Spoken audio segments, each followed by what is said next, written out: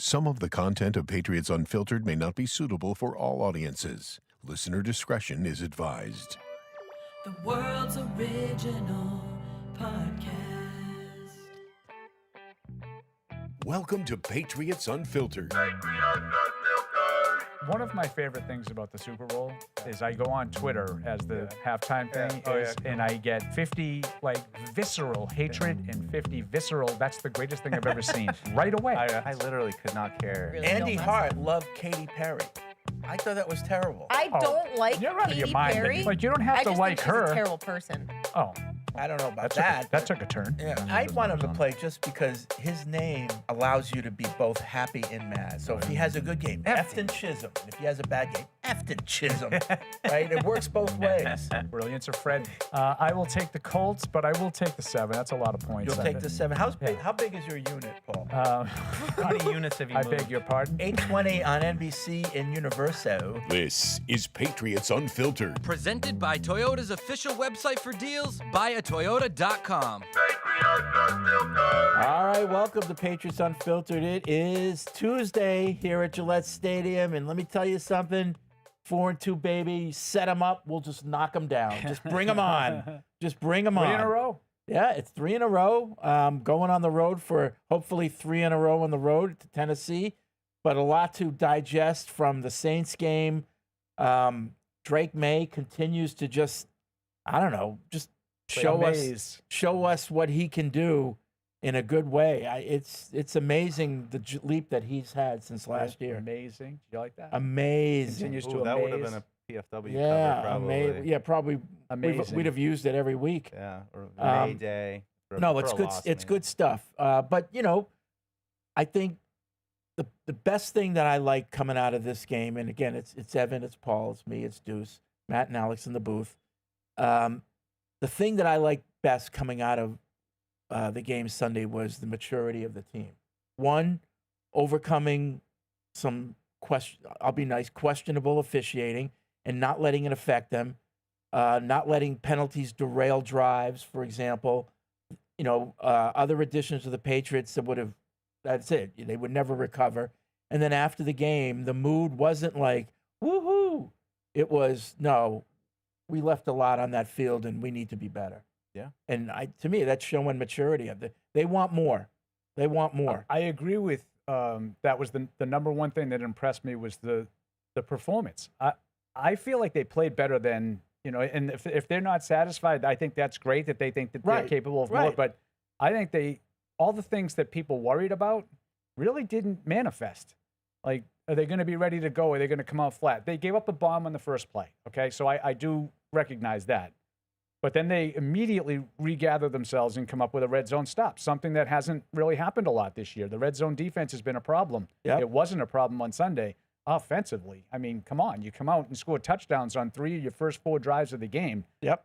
Didn't finish as well as they would have liked, but I just thought their approach in this game. They were not flat. And even they didn't come out flat. They came out ready to play. And even that first play, it wasn't because they were flat. It's because they were over-aggressive and somebody screwed up. I agree. I think that was a little bit of an aggressive call for the first down of the game. Right. But, I thought overall the Patriots played a really, really good game. And they needed to because the other team played well. Right. Yeah. It's all about May. I mean, that for me, it's, you can dive into defensive nuances about what they need to improve on in the running game. But we've been talking about it for, 5 years now, trying to get this quarterback. And I'm just amazed by the progress he's made. I didn't expect him to be this good, to look this locked in.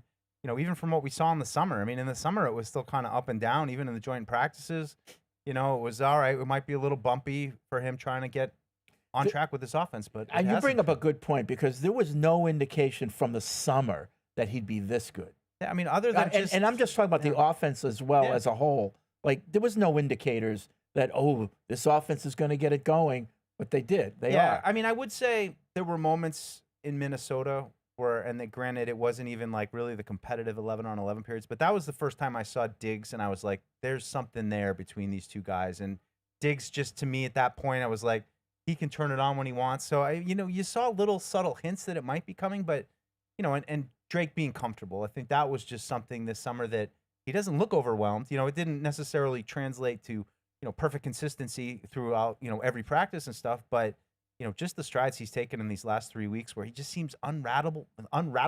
Is that, I don't know if that's a word, but like he just doesn't get off track. He doesn't. He stays, he gets smacked and then he comes right back and makes a play. And, I said it this morning, we were talking, just for me, the big thing we talked about a lot, even in the early part of this season, was drifting into pressure and just not having a good feel for the pocket. And those things are starting to go away now. He seems like he's buying time. He's stepping up into the pocket. He's delivering throws. He's taking a subtle step to the left and, buying himself just enough time to deliver it. So, the sky's the limit for this kid right now. He seems like he is locked in and playing really well. And then what can you say about Kayshon Boutte? I mean, everything that gets thrown to him, he catches, and they're not just like random, plays. These are big plays, like third down, gotta have it plays, behind the sticks plays. He's talk about consistency this year. He's been Mr. Consistent. Yeah, he's been really good. I think really the main thing with Drake is like his decision making is just it's at an elite level right now. Like there's just not very many instances on tape where he's throwing the ball the wrong places. Now there maybe are 1 or 2 sprays a game that they're still kind of managing, but at the same time, when you have a quarterback that's playing on time, in rhythm, and understanding the structure and the concepts of the offense to get the ball out to the right reads consistently, it's really fun to watch. It's great to see it. It's fun to watch. His tape is basically flawless. Like the last 3 weeks, it's very hard to find things to nitpick about his individual play. I mean, in this game, really the only thing that you could really get on him was the delay a game down in the red zone. Like that was pretty much the only mental error he had for 4 quarters in this game. The turnover worthy play rate is way down. He's not putting the ball in harm's way as much. His ball security in the pocket is significantly improved. He's not getting strip sacked or putting the ball at risk in terms of that as much either, including the lack of interceptions. So this is elite level quarterback play. He's playing like a top 5 quarterback in the league. And I know last week we got some calls about MVP and those types of discussions. We're going to continue to get him. He is in the conversation.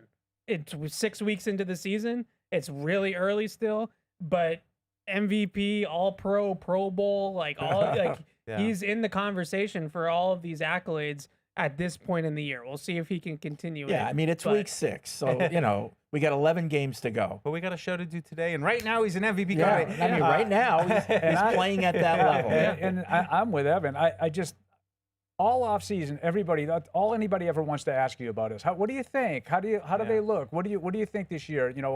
What's the record? And I always said the same thing. 7, 8 wins. They'll be improved. They've definitely added talent. And then I always wrap it up with my caveat, unless Drake Maye does X. Yeah. And we've seen it. This is like every week he's adding something. The Buffalo game was incredible, right? Some of the individual plays that he made were there's not a lot of guys in the league that are capable of making some of the throws, some of the escapes that he did. This game to me was far more impressive because with the things that Evan talked about, maybe you could go back and look at that Buffalo game and say, well, why did you run to the right there? All you had to do, just set your feet, throw the ball. The guy's right there. This game, he did that. And there was traffic around him. There was pressure in the pocket. It wasn't like the pass protection was flawless, but he's just navigating around. He's making throws downfield while guys are tugging on his shirt. He's sliding subtly one way or the other, keeping his eyes downfield consistently and protecting the ball. And not like Evan said. There's no real. I think he might have had a turnover-worthy play. It might have been his quarterback sneak that he fumbled on. Yeah, that he ends up just landing on the ball. Mm-hmm. I don't know what they record for these Fakakta metric sites, but I don't see anything resembling a turnover for a while now. And that's the secret sauce. When Maye doesn't turn the ball over, they win. Yeah, the only thing, and he's responsible for them winning. Like he's putting the offense on his back. Yeah. Yeah. I mean, there's turnover worthy play rate as a rookie was 3.5%. He's now down to 2%. That's the 10th best turnover worthy play rate in the NFL for a guy that came into the year with turnover concerns. Mm-hmm. And we saw it against Pittsburgh. We saw some of those come up a little bit, but for the most part, he's really flattened that out, and that has been really steady. I think the other encouraging part about it from an offense standpoint, this was as open as Patriots receivers were getting down the field as I've seen in years on their film. Like Pop Douglas, I know the one got taken back, but I'm talking in structure open. Like the first one that touchdown actually counted. The first touchdown was a play action, a little Yeah. and boom, that was Yeah. the play. Like Yeah. the deep. Even over, the whatever you one wanna that was call it, way yeah. off the mark to Kyle Williams was wide open.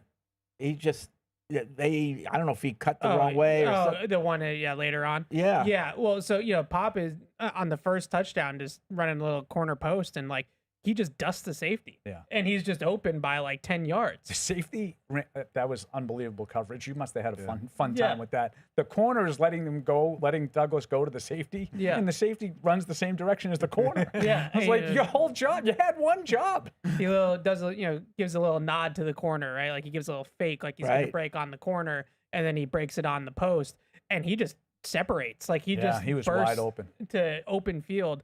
Kayshon Boutte on his second touchdown, same thing.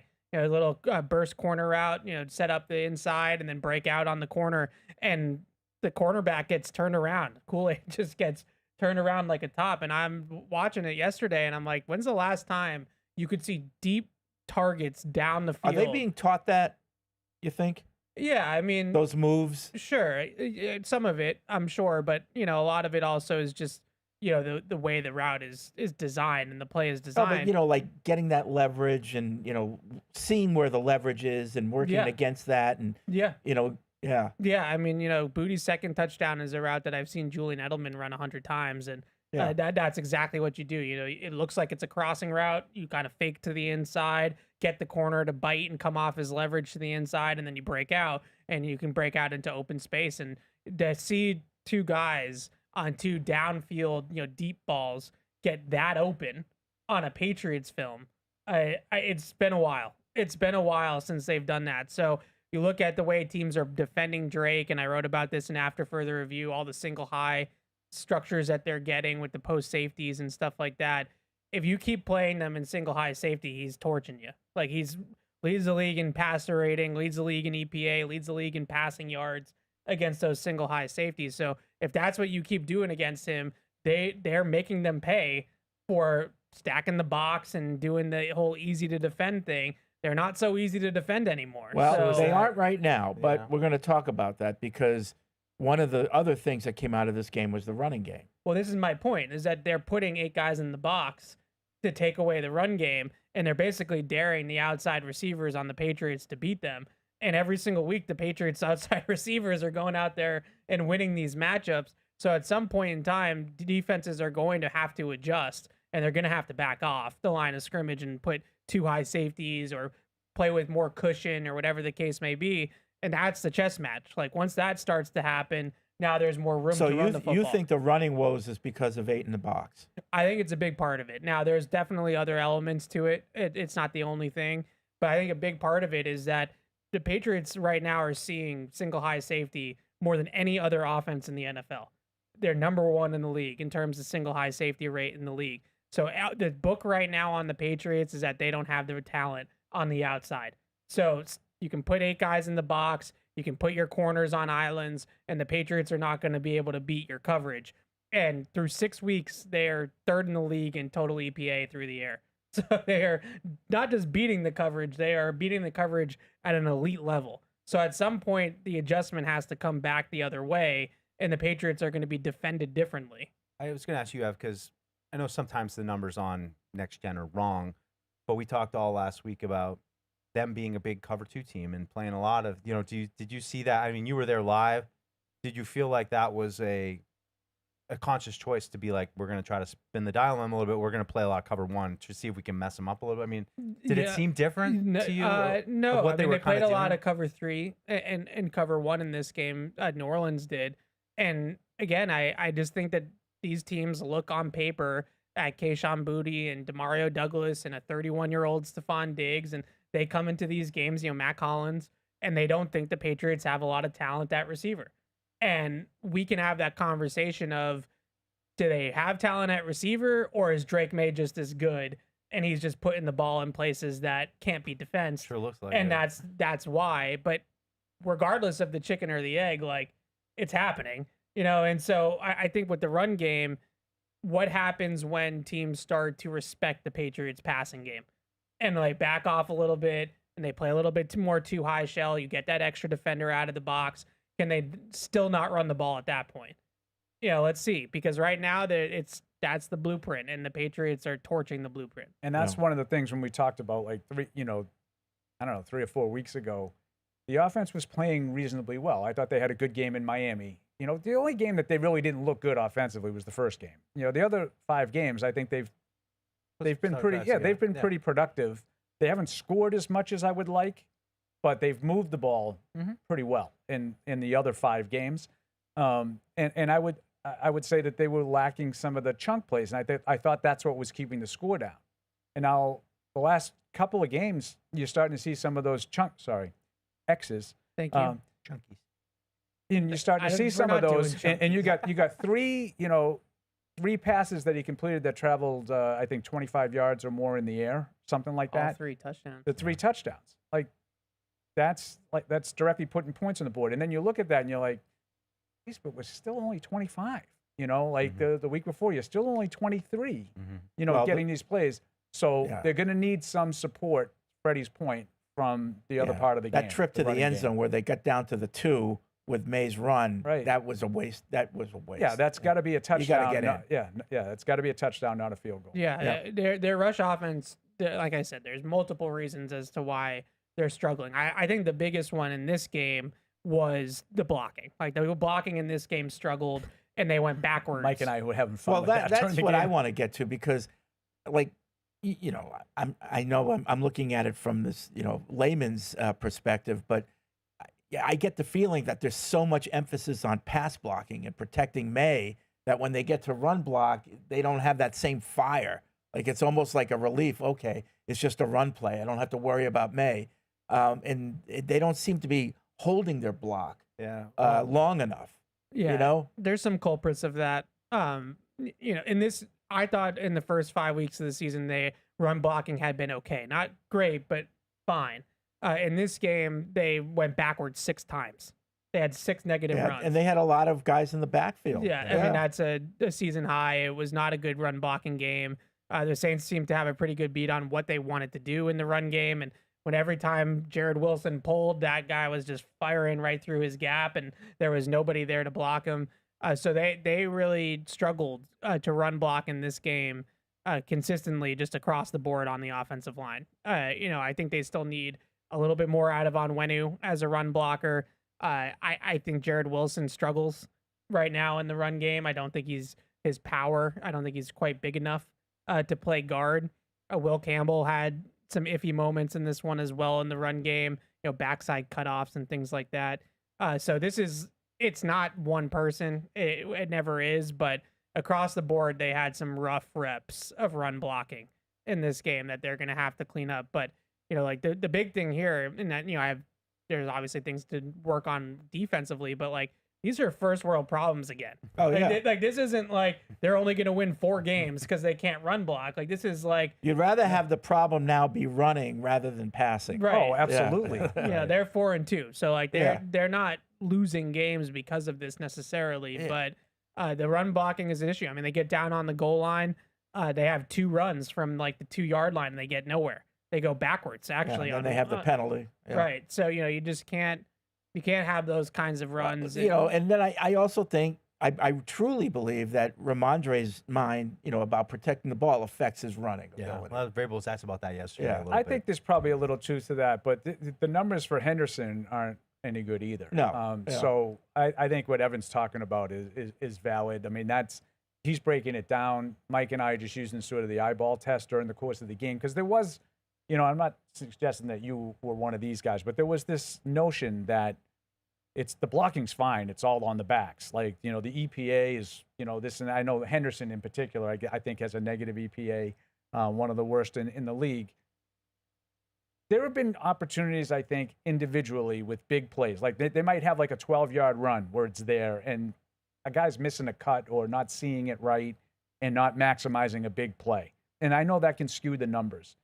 I don't think there's been a ton of that. I think there's been a lot. Now, this might have been the worst game to Evan's point. He has the numbers, so I'm going to trust him. Definitely. Where they have the penetration, like Yeah. They you know, had like 19 yards before contact for the entire game. you go on that goal line, sequence again. So it's first and goal from the 2, right? You got a 1 yard run, maybe even inside the 1. Nothing wrong with that. On No. the goal line, good tough Yep. run. The next one, you lose 3 yards, and they had no shot. Yeah. They had Right. no chance on that. It was one of those, I think, like if you go back and look, I think we were talking about Godjaw, like pointing, like he's like, Wilson's yeah. lined up off the line, like you could, yeah. I don't know ready if to they're pull. tipping it, the inexperience, they're tipping the power or whatever the play is going to be. I don't want to get too much into X's and O's. That's not my thing, but like it just looks like they know what's coming. Yeah. And that's not the running back's fault. I know he probably is No, I didn't- concentrating yeah, on holding right. the ball, but No. no. This was like a narrative Yeah. last week that Well- suddenly developed. Oh, it's well, all the running- because yeah. the metrics are, back that up for the first 5 weeks of the Yeah, but season. your eyes don't. Okay, but I'm not telling you that the run blocking was fantastic. I'm telling No, you that it was and I said that league I didn't say that average. you But it was, definitely you were saying wasn't on this, that This play. was- You- I no, mean, no, the I'm talking blocking- about yeah. first 5 weeks of the season, and still, like the Patriots right now are 32nd in the league in yards after contact generated by their running backs. They're the worst tackle breaking running back group in the league. It's not a very So- explosive. so they group. I don't mean, break it. Henderson has been running right into tacklers. I mean, I think that's accurate. They don't break any tackles. They don't add any yards onto the blocking. So in this game, this game was separate. Like this game No, was I on the block. understand what you're saying. The first 5 weeks of the season, I think they should have been the 20th best run team instead of the 32nd. So I ranked can run live team. with that. Right, like they should what have been Mike an and I were average talking team. about, and we deal with this like, this yard's all over the field. The running backs are the problem. We got to get rid of Stevenson. It's like The running backs are a problem, to be clear. a problem, not the problem. Yeah, agreed. But they like need you just more explained from it that. perfectly. Yeah. I think. They need more from the running game, and they need more from the running backs. Like, I get it. He's fumbled the ball 3 times. He fumbled it 7 times last year. It's in his head, and I totally understand that with Ramondre Stevenson. But they can't really get away with this. Like, they just don't have enough production on the ground, and they don't break any tackles. So like when you look at the great running backs, are the guys that are adding yards to what's blocked because look of at breaking just tackles. last night, Bijan Robinson. Yeah, Bijan, Saquon Barkley, like Still running. Christian McCaffrey. Those guys are breaking tackles. They're making guys miss. They're seeing cutback lanes and setting up blocks to make blocks better. Guys are all also top 10 picks. Right. Yeah, and they just don't get that out of their backs. But the other thing that I think really stood out to me in this one was just a little bit with the rookies. Like I didn't really think either rookie run blocked particularly well. I think in particular, Jared Wilson was Careful. rough. And so I think that there's room to grow for both of those guys significantly.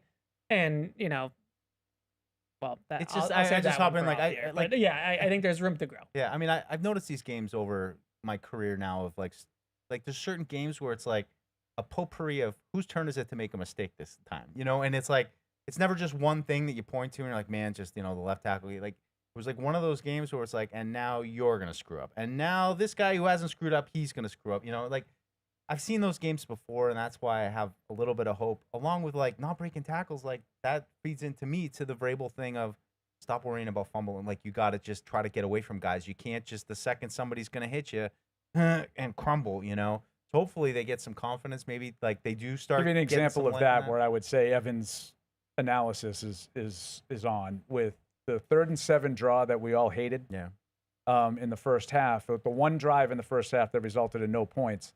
3rd and 7 draw, like there's not a lot of contact there, and like Stevenson just goes down. I think you might have slipped. Oh, okay. I'll cut him some But slack then. regardless, like Right. stay on your feet. But yeah, it's tough to watch their run game at times because if it's situationally good, then I think you can get away with it. Yeah. If they're good in short yardage, if they're good on the goal line, Yeah. like those types of things. The then second iteration fine. of the dynasty basically was that. Yeah. It was a Brady heavy offense, but when it was 4-minute offense, they could grind out first downs. When it's goal to go situations, they could run it in with LeGarrette Blount and those kinds of guys.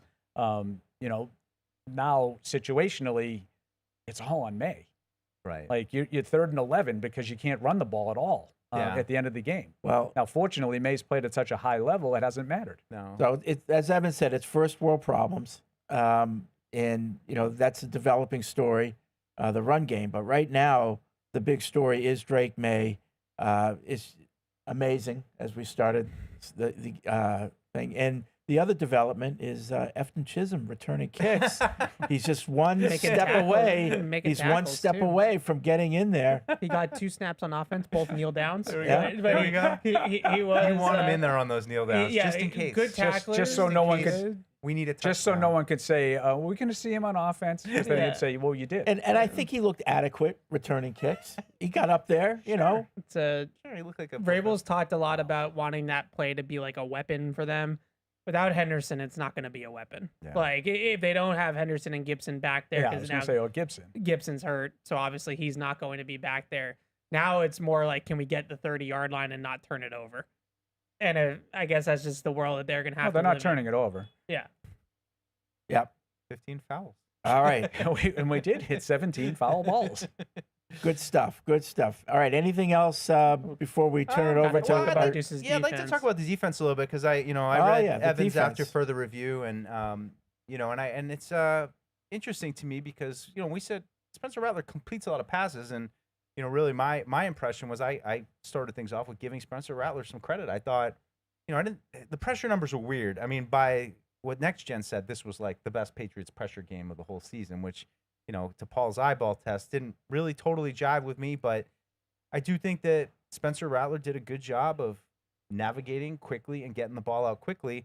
And, my impression, and Evan wrote about it too, is, it seemed like we're going to give some cushion. We're not going to get beat over the top by these fast guys, and we're just going to come up and see if Spencer Rattler can continually execute and complete passes and not make mistakes. And I kind of think he did, and they completed a lot. And, for me watching the tape, it's just frustrating because it's like, what do? Do you press him more? Do you try to live by the sword, die by the sword, and be willing to give up some big plays, but try to take away but it seemed right off the bat, they wanted to blitz him, put pressure on him. The good news is that he's been doing this. This wasn't like an outlier for him. His completion percentage is pretty high. Even better than it's been. But I agree with Mike. I was expecting a lot of little dump offs and check downs. I'm with Mike. I was impressed with Rattler in this game. I thought he played well. I thought he got the ball down the field. But the Patriots had 3 plays. 4 plays of 21 or more yards.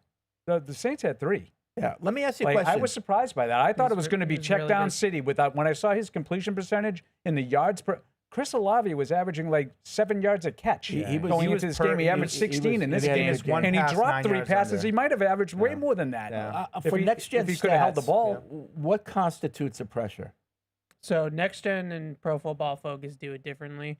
So Next Gen is the tracking data. They use the chips and the pads for proximity to the quarterback, which is why I don't really love it, because that's not a good indicator. Because if you're on the other side of the offensive lineman, but you're getting walked back into the if you're quarterback. exactly. Right. So it's not as good. Pro Football Focus watches the tape and grades the tape and sees if guys are winning, winning their blocks.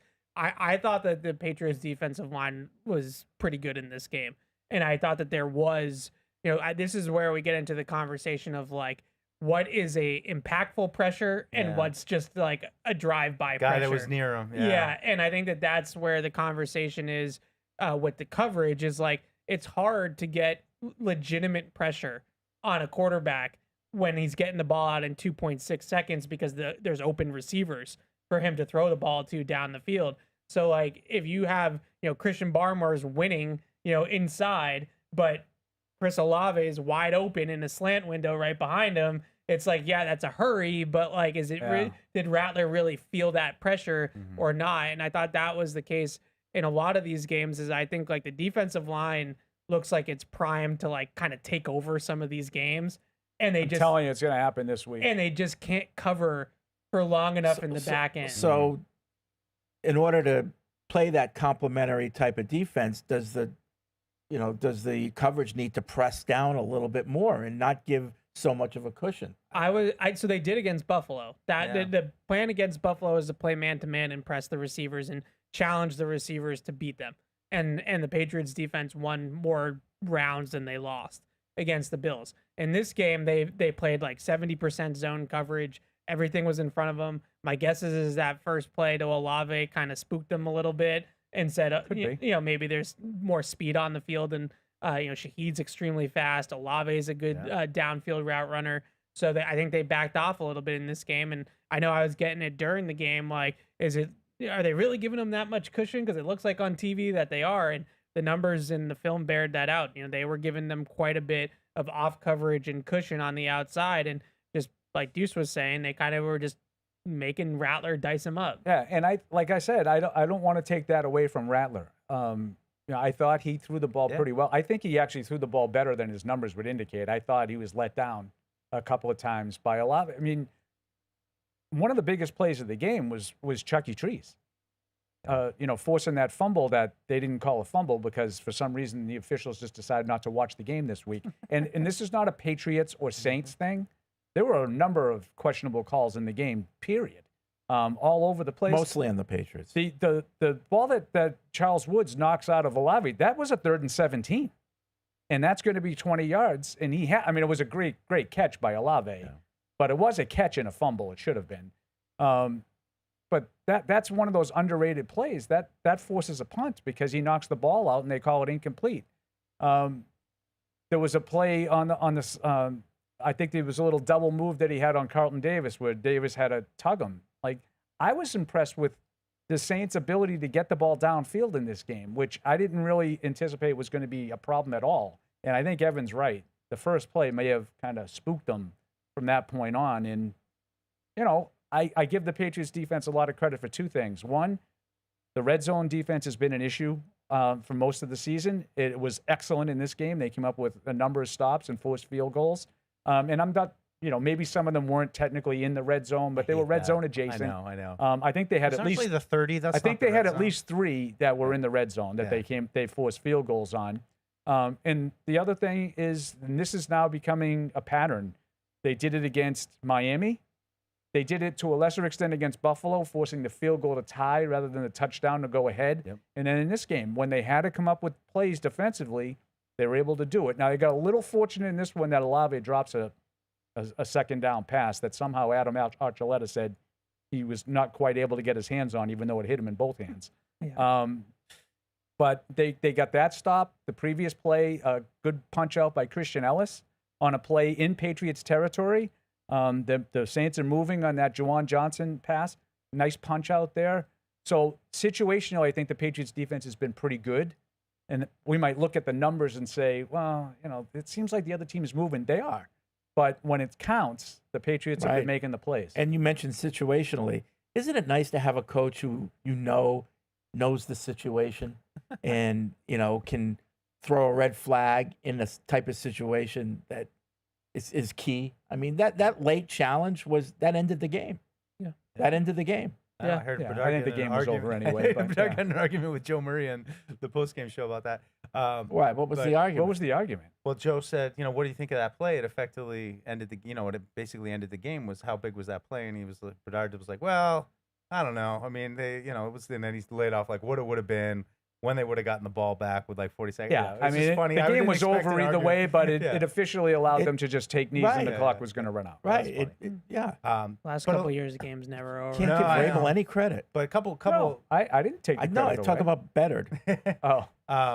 But I was going to say, I thought Marcus Jones was excellent again in this game. Really, two straight games, excellent as a defensive cornerback, all over the place. Improving. I mean, blitzing, covering guys. 3 big third down plays. I think he was involved in for stops. And Christian Ellis showing a little bit too. I mean, not just the forced fumble, but getting hands on the ball, like around. You severing ties here.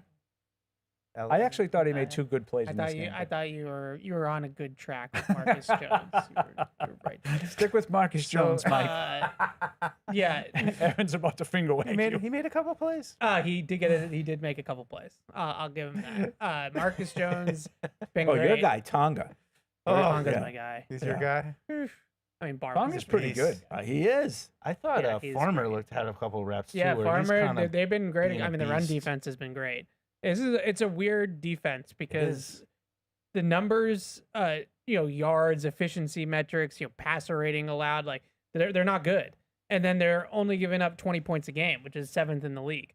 So they're the 7th ranked scoring defense in the NFL, but they're 25th in passer rating allowed. Yeah. Like those things don't normally go hand You know what in it is? hand. It's like Paul's thing. Like Paul said about like the Patriots could situationally just run the ball when they needed to. It's almost like the defense is kind of like that. I feel like too, where when they need to get the stop or they need to get, Well, the, you know, they make definitely it, but level otherwise, off you in the know. second halves too. Like they've done a nice job of adjusting. They only during allowed games. 3 points in the second half. Yeah, right? and they really got Rattler back down to earth in the second half of this game statistically too.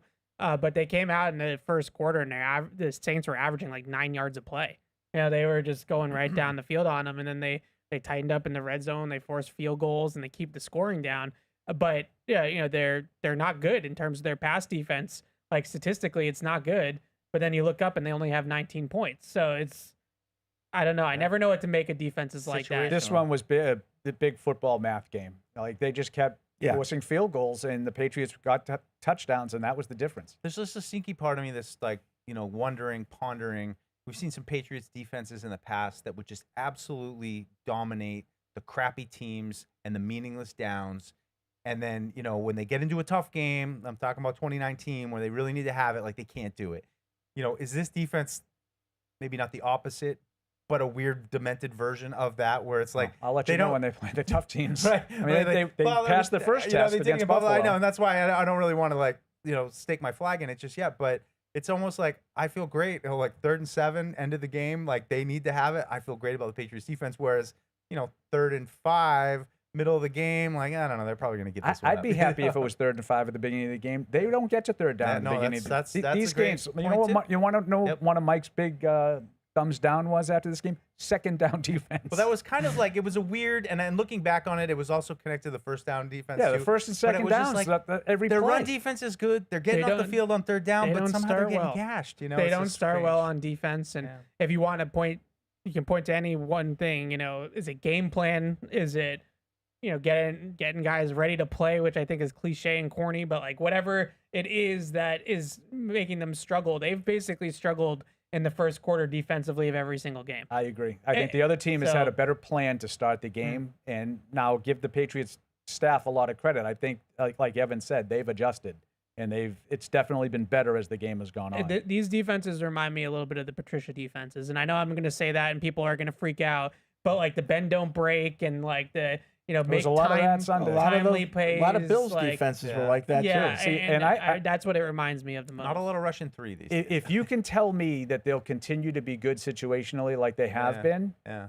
then I think this is really good defense in the modern NFL. Right. That's Right. that's kind of what I was getting at. That's the why, point I was to trying Evan's make. point, they're sitting at 20 points allowed in top, They're seventh, 7th. tied Yeah. for seventh. Because they're able to make the plays on the key downs. I think the days of a defense just going out there and 2,000 Baltimore Ravens and, you know, Yeah. throwing their Ray Lewis on the field and dominating. I don't think you see a lot of teams do that stuff anymore. Not No. against good offenses, No, anyway. Seattle. I watched a little of that Seattle game against Jacksonville, and they have a very good defense. That's one defense that jumps off the field consistently, just all over the place. It would just be nice to see know. a better one start, Yeah. like start hot one week. Well, but I think we're Well, going I to think get a that's lot what of they were our. trying to I think do we're going in to get that a lot game. of our things that we're looking. I mean, it's not Wednesday yet. I'm not ready to move ahead, but I think you're going to Wave get the a lot of the magic things you're wand. waiting for I'm not tomorrow. talking about this the- week. against But I think 32nd I think ranked against the offense in the Saints, league. they wanted to start fast on defense, and then Saints? they got burned. What were the Yeah. Saints You know? heading into this game offensively? 23rd. They were something down like there. that. Yeah,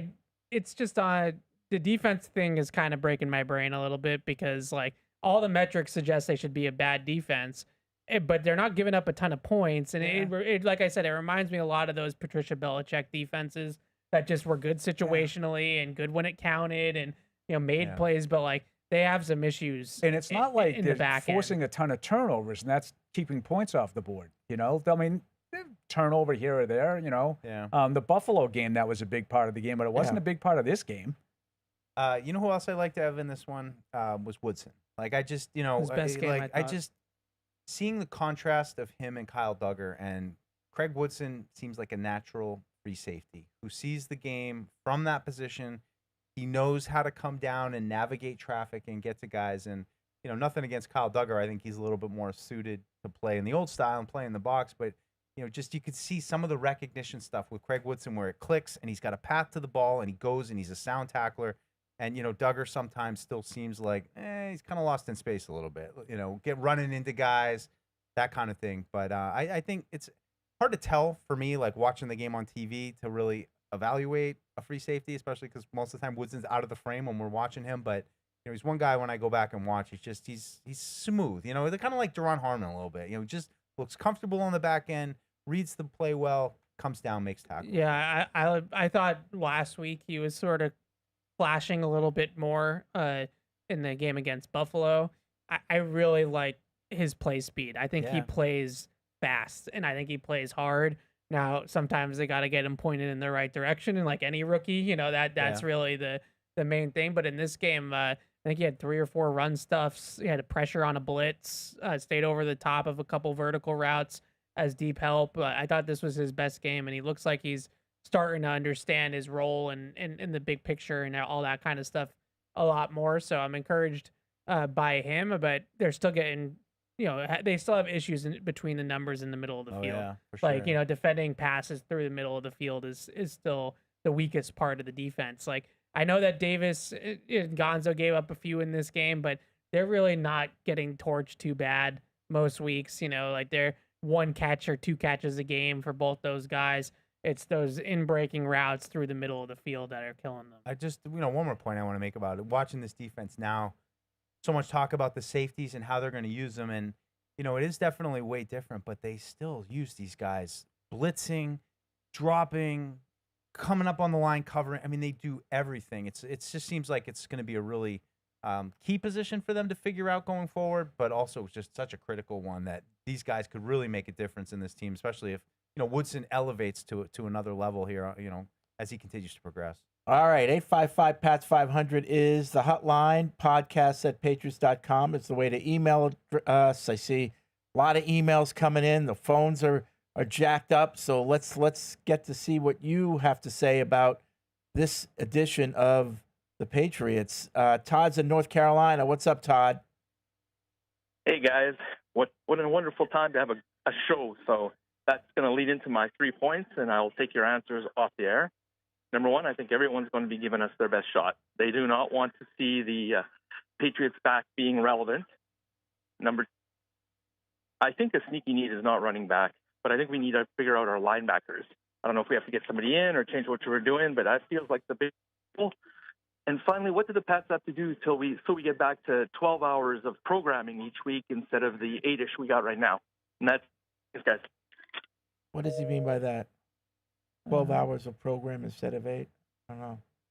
Anyway, linebackers. Yeah, I think Spillane has sort of settled down, and his run played pretty well. His run defense is really, really good, and he's doing what he's supposed to do there. They don't cover particularly well, and that's still a problem for the group as a whole. So, yeah, I mean, next year, a guy next to Spillane who can really cover and play in the pass game and that sort of thing, I think is at the top of the list to maybe upgrade that Ellis Jack Gibbons spot. They played a lot more base the last couple of weeks too. So they've had 3 true linebackers with Tavai coming back. They've done a little bit more of that. So I could see them wanting to. We've been talking about it for 5 years that they need a linebacker that can cover. So they still need that. That's still a need. Christian's in L.A. What's up, Christian? You know what's up. We are in, can you guys say it with me? First place in the division. Yeah, Again, it's week 6. I know it's early. But just to see the Patriots first place in the division means something to us fans that have been slogging around for the last 5 years, waiting for something good to happen. I'm going to take it. I agree. This is the best. This is the best that we've been in 5 years. I love that we're in first place. Quick point on the guys and how they're playing. I think they bought into Vrabel's system, and I absolutely think that we can come out of this October 7-2. I'll take it off the air. Good to be a Pats fan, guys, huh? Okay, I do this little trick. I always look at how many games they have left in October. They have 11 games left. 2. They're 4-2. So if they go like 500 with the 11, let's say 6-5, that's 10 wins. Yeah. Yeah. That's so like. But how many games in October do they have left? I think 3, right? Is the Atlanta game technically in October? So they could come out Tennessee, 7-2, Cleveland, 4-5, or anything in between. Yeah, I mean, if you look at the schedule, a lot of these games that early on we say, oh, the Giants, that's a win. Giants are playing better. Cleveland could be a tough out. Atlanta's playing better. The schedule Atlanta's good. Yeah. Like their quarterback is just developing, so I think people think the Patriots will win that game. Right, but they have a lot of talent. But they have absolutely. You know, Especially last the night, skill right? positions. Yeah. So a lot of these games that you thought were pushovers, folks, they're not. They're not. So let's not get ahead of ourselves. I do think this one is. This Okay, one well, I know. We'll turn the page tomorrow. Tennessee, I think, Tennessee is going to be a Cleveland, Cleveland, I do not think is going to be a pushover. I disagree. I mean, I don't see how Cleveland's offense is going to score. That's probably why the Patriots will win the true, game. But they get into rock fights with teams. I think, like you look at the Patriots game, can win rock they just fights. played at Pittsburgh, and it was kind of one of those kinds of games. And I think Rodgers had his best game of the year, and you know they kind of put it away late with a touchdown. The game against the Jets, week 1. Well, I just played pretty let's not get ahead over our skis here. Well, I'm just telling you what I've been. No, These teams can be tougher than you think. some of them. Jets look pretty bad though. But okay, so no, that's a good point. Jets and Miami look really bad right now, but in any season, it's tough to run the table in your own division. But I would push back happens. on even that. Like Miami looks really bad. Miami had the lead with 30 seconds left in the last 2 games. That's right. Right. So yeah, you might win the game, but I don't think you're going to win it 48-0 the way you think they're going to win it. Right. You know. Right. When I say you, I mean the Royal. I know what you mean. Yeah. You people. Yeah. I don't think anybody's picking them to win 38-0, but like, the Titans and the Browns are two games that are easily should be wins. The Titans, I don't see any possible way they lose. I agree with you on that. The Browns, I would give them like a 90+% chance to win. I do respect the Browns' defense and the ability of a guy like Myles Garrett to cause problems in a game and keep it close. And if it's close, you never know. But I would think the Patriots should win those 2 games. Oh, they'll be favored, no doubt. Oh, they're going to be favored. Yeah. Falcons about. I mean, they're probably going to be favored against the Falcons too. Once they get through the Browns and the Titans, like the schedule does have some harder teams. Some legitimate. You know, like Atlanta, I could easily see them Tampa. going 2-2 in the next 4. Yeah, sure. Easily. Yeah, but even if they are 2-2 in the next That's great. 4, they're to at 7 Fred's or 8 point, wins that, already. you know, If you go 6-5 or 5-6, that's 9 or 10 wins to Yeah. finish the season. and if you win 10, you're going to be in the playoffs Yeah. most likely. Yeah. Let's go to Seattle. We'll go to Anthony. What's up, Anthony? Hey, what's up, my people? Hey. Hey, how's my connection today? Sweet. Good. Okay, good. Sorry, I had my headphones on last time and I was in the gym. And anyway, hey, I love that Atlanta followed our blueprint by just giving the Bills a healthy dose of a guy named Drake. Right? Yeah. Drake London had a good They did game. that. Yep. London Hey, Calling. listen, I'll be quick today, man. Deuce, it's fun being a Patriots fan again, man. Oh, I'm sorry. Was it fun? Finally, it came around. I gotta tell you, everything changes like with the quarterback and the quarterback play, and the level he's playing at.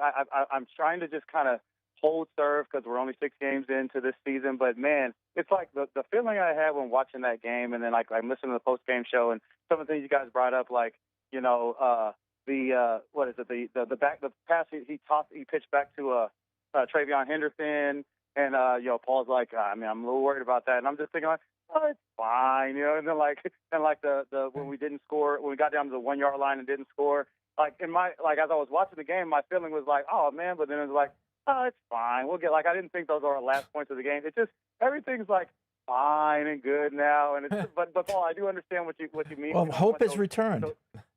We don't want those to turn into like bad plays, but I do feel like our margin for error or our path that's broken it down has increased substantially with the emergence of our quarterback and our ability to score. So I don't know, man. It's a good time right now. Good.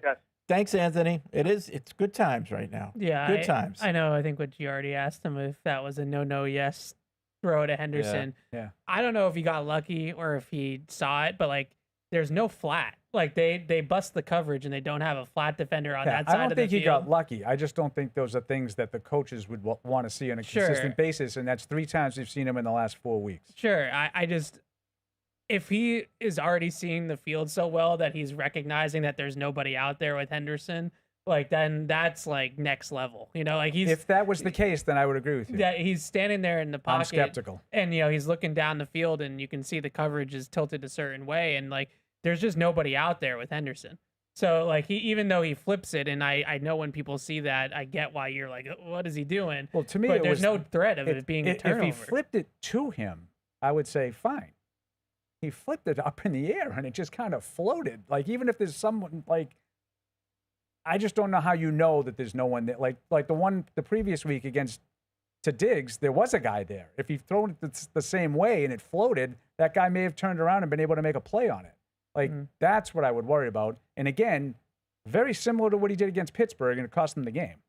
Like, they're going in to win the game, and he fumbles trying to do one of those plays. So that's all. Like, but this is the best part about this whole thing is you can treat this team like that again. Like, you're starting to talk about these little individual plays. Like, like, that was really good. He ended up making a 9-yard play out of nothing, and you end up winning a game. That's great.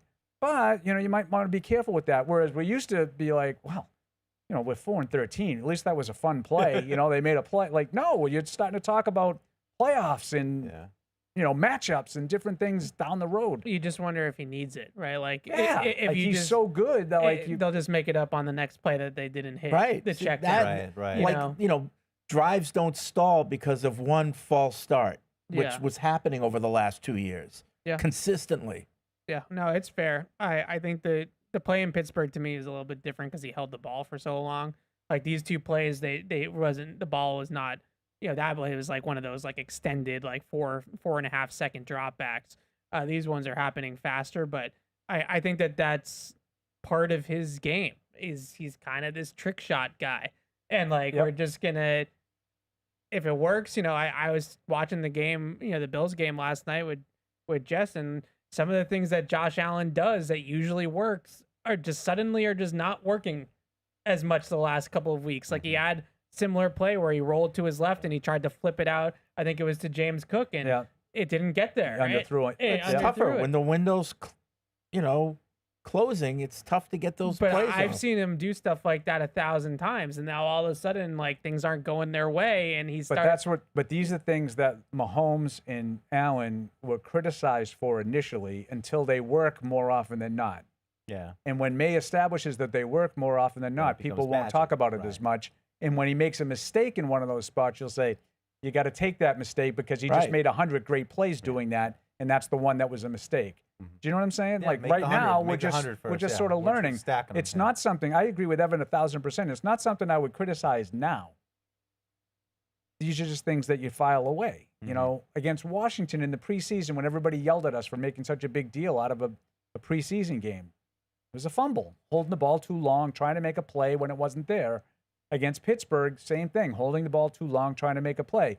Now you're starting to see when he holds the ball or tries to improv and he is making plays. So you see the positive side of it. As long as that ledger ends up being more positives, like a lot more positives, the way Mahomes and Allen have done their whole career. Brett Favre did that crap all the time. He's gotten so much better with the ball security in the pocket. I agree. He's got two hands on the ball a lot now, and he's keeping it tucked in. So, like, before the ball, he would be holding it out, and like the defenders are just coming for the ball. Yeah, his clock is better. And his now awareness he's kind is better. of keeping it tighter, and he's not giving them those opportunities. Dylan's in Nashville. What's up, Dylan? Hey, how's it going? Good. Hey. So the first time, medium time. The thing I want to ask you is, I love we're talking about small ball. Like, what are the little things that you guys think we could improve on? Because, back when we were a Super Bowl team, we focus on the little things. What are those, like, top 2 or 3 things that you guys want to think about? Thank you very much for having me on. Okay, thanks. I still think little things. I think there's big things that they still need to improve I don't know on. about little things. They need to run the ball better. Yeah. That's a big thing. Yep, they need to run the ball better. Start better on defense. They need to defend the pass better. Like, they're not really defending the pass very well on defense. And I think that one of the things defensively that just sticks out to me in terms of that is, like, I kind of feel like they don't have an identity of how they want to cover teams right now. And they're not really they're not having Gonzo travel, and they're not like really, they told us that they wanted to play cat coverage, right? They wanted Gonzo and they wanted Carlton Davis, and they were going to play man to man. And like, outside the Bills game, that really hasn't come to fruition. Now, Gonzo hasn't been 100% healthy. Right. And maybe that's why. But, like, that's the only way I can really see the pass defense improving substantially is if, I don't know if he's going to play on Sunday, but they say to Gonzo, like, you got Ridley, like you got Drake London, and he's everywhere traveling with those receivers at 100%, because right now they're kind of just playing sides and just taking Do you whoever think is coming out. Vrabel knows his team yet, or is he still learning? And I'm talking about the defense. Like, who are my guys in certain situations?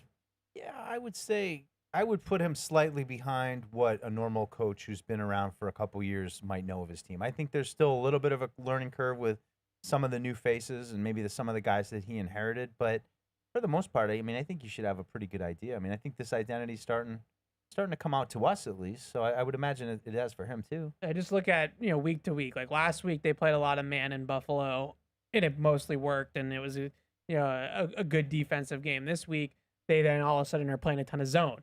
And it's like, I get wanting to be game plan, and I get that you want to change it up. I wonder if they're not, personnel-wise, they might not be fully there yet to just like week to week, Belichick style, we're going to be different. So in this game, they came out with a lot of zone blitzing, and to Rattler's credit, he beat him. He beat him with it. And so I just wonder if they maybe could kind of simplify on defense, where they just say, this is what we do well. Yeah. Eldred's in North Carolina. Hey, Eldred. Hey, fellas, how y'all doing? Good.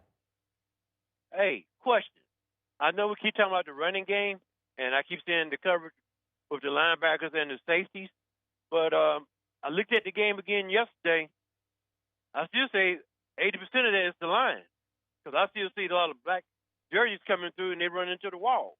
But then again, New Orleans kept doing that damn, run blitz, and every time they get their linebacker or a corner shooting the gap. So I don't know if maybe that's the issue or not, and I'll take it off the air. Thank you. You guys have a good one. Okay. Thanks, Eldred. They've seen a lot of like post-snap movement from defenses in the run game. Like they're gap penetrating, they're stunting, they're run blitzing, like things like that. Started really early on the season. Like Vegas kind of brought it out week one, and it's sort of been the book on what they do, and it has worked. But the downside of that for the defense is that Maye is killing them through the air.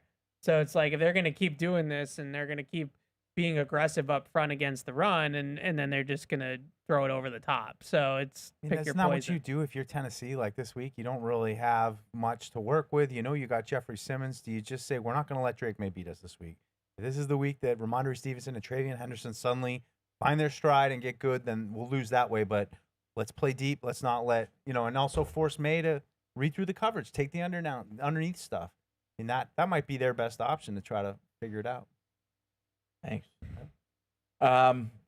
James Pettigrew, the most interesting Patriots fan in the world, writes in, when Fred is wearing a cricket sweater, I know we're fully back. It's tennis. LFG. It's tennis. He's got 2 sets with Borg later this afternoon. Right. No, I like it. Fred caused a stir on one of our calls yesterday in overalls. He looked like he had been clamming or oystering or something. Sorry, I missed it. I was still in my car. Yeah. I like overalls. You don't have to wear a belt. I just don't ever. You don't strike me as an overalls guy. And then Oh, you said you wear them at home a lot. I do. I got a piece of straw in his mouth. I got to He tell comes you, it was out the and talk of he's got the it was straps. the talk of the office. Was it the talk of the Absolutely. It's not the It first time. seems like whatever I wear, like people talk about Well, it. you have made a Yeah, bit of a fashion, transformation. yeah. Have I? A fashion And transformation. how so, Paul? Well, the cardigans. You've brought out I the do cardigans. like the cardigans. They're very versatile. That's a new thing for you. Plus, my office is freezing. So Right. I hear you I on need that. something This I shapes can a lot of I can his take on and wardrobe put on and decisions. take You'd off think very with the easily. 4-2 start, we could get a little heat in this Yeah. building, but it is cold. I agree with you. No, I do. He came on I the used to call. wear He was like, I used to wear cardigans in college, and I got made fun of. Really? Oh yeah. yeah. Yep. Not anymore though. Yep. All right, we got a lot of emails, but we're going to take a break because I smell my food and I'm hungry and it's distracting. So I want to be focused when I get to these emails. We'll be right back after this. Whether you're in the game or betting on the game, you'll need a game plan. DraftKings Sportsbook, the official sports betting partner of the New England Patriots, provides you with everything you need to build your personal betting game plan so you can get in on all the action while practicing safe bets. Visit DraftKings.com/responsible-gaming to learn more about all the safe betting tools DraftKings has to offer. Hope is here, 800-327-5050 or gamblinghelplinema.org. Must be 21 plus. Play it smart from the start. GameSenseMA.com. Physically present in Massachusetts. See DraftKings.com/responsible-gaming for details and state-specific responsible gambling resources. Isn't it time to get exactly what you want? Welcome to Red Hot Deal Days from Verizon, where you get your pick of our best deals. Like My Plan, where you can pick the perks you want and save on every one. For limited time, bring your own phones to a Verizon store and you can get My Plan for our best price ever. Get exactly what you want in your phone plan and only pay for what you need. Bring your phones to your Verizon store today and get My Plan. These deals won't last. It's your Verizon. With FedEx One Rate, you can ship to your student for a simple, predictable flat rate. Send a box full of home-baked treats that say, "Your father and I miss you." Or send a box full of instant noodles that says, "Your father and I would like you to stop asking us for money." Either way, one rate fits all. FedEx One Rate. 2-day shipping, one flat rate. Starting at $14.50. Visit FedEx.com/one-rate for details. Exclusions apply. If you're gonna play the game, boy, you gotta learn to play it right. DraftKings is all about responsible gaming. It's more fun when it's for fun. So play responsibly. DraftKings, the crown is yours. Gambling problem? Call 1-800-GAMBLER. 21 plus. Age and eligibility varies by jurisdiction. Hi. How are you? Good. Good? Hey, Mike. Good.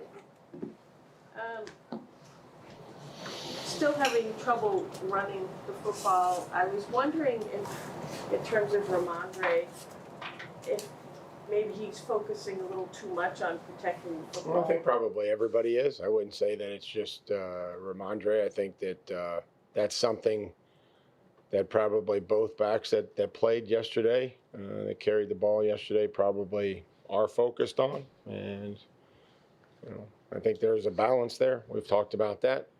I know when we don't turn it over, we've won those 3 games. So there's certainly a balance there, and we have to give them a good plan, and we have to block and execute that, and to block support, and then we have to run and make people miss and break tackles. So we'll work hard at that. But in the same sense, I'm proud of the improvements that we've made protecting our quarterback and protecting Drake, and we'll just have to continue to strike a good balance there with running the football. Mike, saw some video of you in the locker room after the game. Why is it so important for you to harp on to your players to enjoy it? Well, they put a lot into it. We try to coach them throughout the week. We coach them. We believe in some things, and we want to coach and practice our identity through the week and in meetings and lock in and get the details and things that we feel like are going to help us win the football game. And then, they're the ones that go out and perform and execute, and I want them to embrace that. It's a tough league to win in, and tough league to win consistently and on the road, and the numbers and for the history would tell you that. This league is designed to be and used to be an 8-8 league, and now it's a 9-8 or 8-9 league, and that's how the system's set up. And so we have to do things through the course of the game and the season that skew that and that move those numbers in our favor. And I think that there's a good balance that can be had from these guys still knowing that they can play better and they can do some things. But, we hammered 2 footballs out yesterday defensively. And not that we weren't hammering before, but a couple of them rolled out of bounds. A couple of them didn't come out. Yesterday they came out. We were able to recover the one, actually both of them, but feel bad for Charles. I know he wanted a fumble, caused fumble there. Didn't end up challenging it just because of the risk reward I felt that was involved. So, there's good stuff, and then, just want them to be able to embrace that and then enjoy that, and then understand that there's another challenge on the road here this week again. I believe the offense scored its first touchdown during a 2-minute situation last night. I'm wondering, how have you seen the group grow in those situations, and what allowed them to finally reach that milestone? I mean, we had the one at the end of the Pittsburgh game. They might have gone on to score against Vegas, but, opted for the field goal, to try to flip it. So situationally, maybe that caused for, us not scoring touchdowns. We didn't convert the end of the game against Pittsburgh, but to be able to possess it there all the way through and really give our guys the last touch, that's been something that's important. When you got a good offense on the other side, which there is every week, making sure that they don't get the ball back and just being able to understand when they may pressure, when we need to get out of bounds, controlling the clock, really getting into that drive, that 2-minute drive, and sacks kill 2 minutes. And, so we were able to get the first down, and I felt like that gave us a flow and a rhythm to that, particular drive there at the end of the half. Mike, what advantages are you getting when you have the Spillane, Tavai, Gibbons trio on the field? I think it just gives us a little bit more flexibility to be in different fronts and to do, some different things and be able to use everybody and, take some snaps off of some other guys. Coach, which one of the pass interference calls on Diggs drove you more crazy? Oh no, those don't drive me crazy. We just have to be able to deal with whatever situation is presented to us, whether we agree with it or disagree with it. I've learned that it's not going to change. So frustrated and disappointed for the players there that had some really explosive gains taken away by judgment, probably poor judgment, but it's all part of it. And so I like the resolve for us to, ability for us to play through some of those, however difficult that it may be. Mike, yesterday it took a long time before you had to punt. When you did, Bryce deep in your own end, with Shaheed back there, gets off a good punt, kind of flips the field. Yeah, flipped the field there. His performance and his leadership in that room with 2 rookie specialists. Yeah, I think, you look at the operation on the field goal and being able to calm everything down and be able to handle the snap and just the, good placement, ball placement for Andy. Bryce is really kind of helps out in all regards in special teams and has done a nice job just, whether that's helping on kickoff return or kickoff or, just helping at practice, right? Some of the things that you guys may or may not see. But it was good for him. He's, done a nice job for us, and hopefully we don't have to use him as much. But, certainly came off with a big kick there to be able to flip the field. And, the one we probably don't want down the middle of the field, and he knows that. So, but to be able to flip the field in those situations are huge, and Bryce has done a nice job. Mike, on the 9-yard flip from Drake to Trevion, is that a no-yes play? Is that a balance being a playmaker and being safe? Like, how as a coach do you view the decision there to pitch the ball? Obviously, was successful in that. Yeah, we have a lot of trust and faith in certainly Drake and anybody else that would have the football. We have to be able to give them the liberty to go play the game and understand and not put it in danger, but also try to make some positive plays. And some of those things that go off script, you see, Drake able to run down to the 1-yard line or scrambling out there to the left and throwing the ball and using the rules to our advantage and, taking an incompletion as opposed to, a hit or a sack. With the running game, to kind of get back to Karen's question earlier, do you think you guys could benefit from more variety in the run? I'm just thinking of those last few handoffs towards the end of the game. It just seemed sort of direct runs straight downhill. Yeah, I think that when you talk about 5 minute, you want to be protective of pressures and things like that. I think there's a lot of variety in our run game throughout the season, and to look at one specific play and one specific situation probably isn't fair. But you're free to do whatever you want. I just, you want to make sure that in those situations that you're trying to get the ball downhill, you're not trying to run sideways and create a holding penalty, that would stop the clock, lose yardage, all those things in 5 minutes. That we're trying to be good with, but also gain a first down to win the game. So we'll keep working. We've had some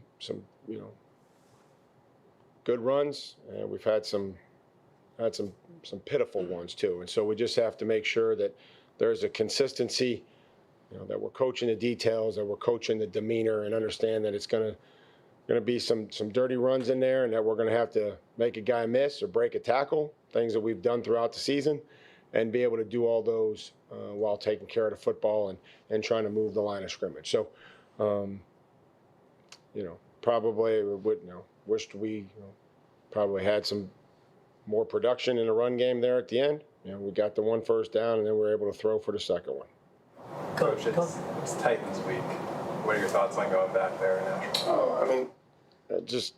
This is going to be probably a lot to be said about this, and I think would file under the category of, is it interesting or important? And I would probably say this would be very interesting, but in the end, not very important to our preparation or what we need to continue to try to do to improve as a team.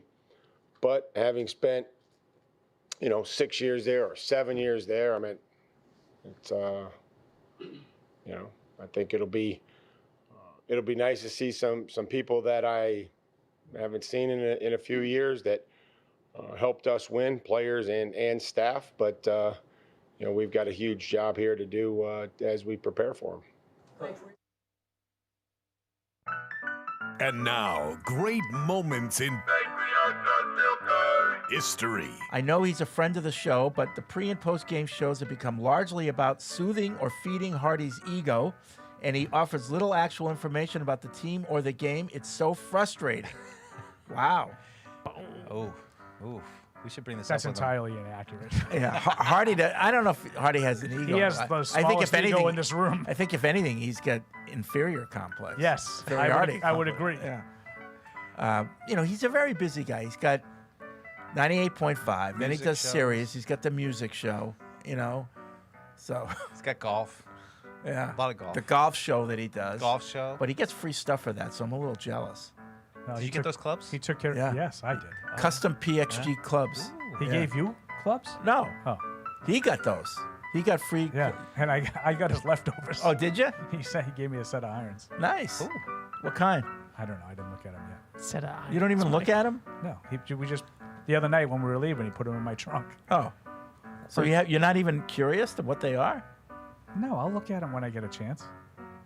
I would want to know what kind of clubs I got. I got some new clubs. I got to fill Aren't them you up. excited? Look at Feel he's so the blasé. I've been working on New my set of short game irons. lately. Just rolling around in the Yeah. back of his car. Right. They're in a bag, idiot.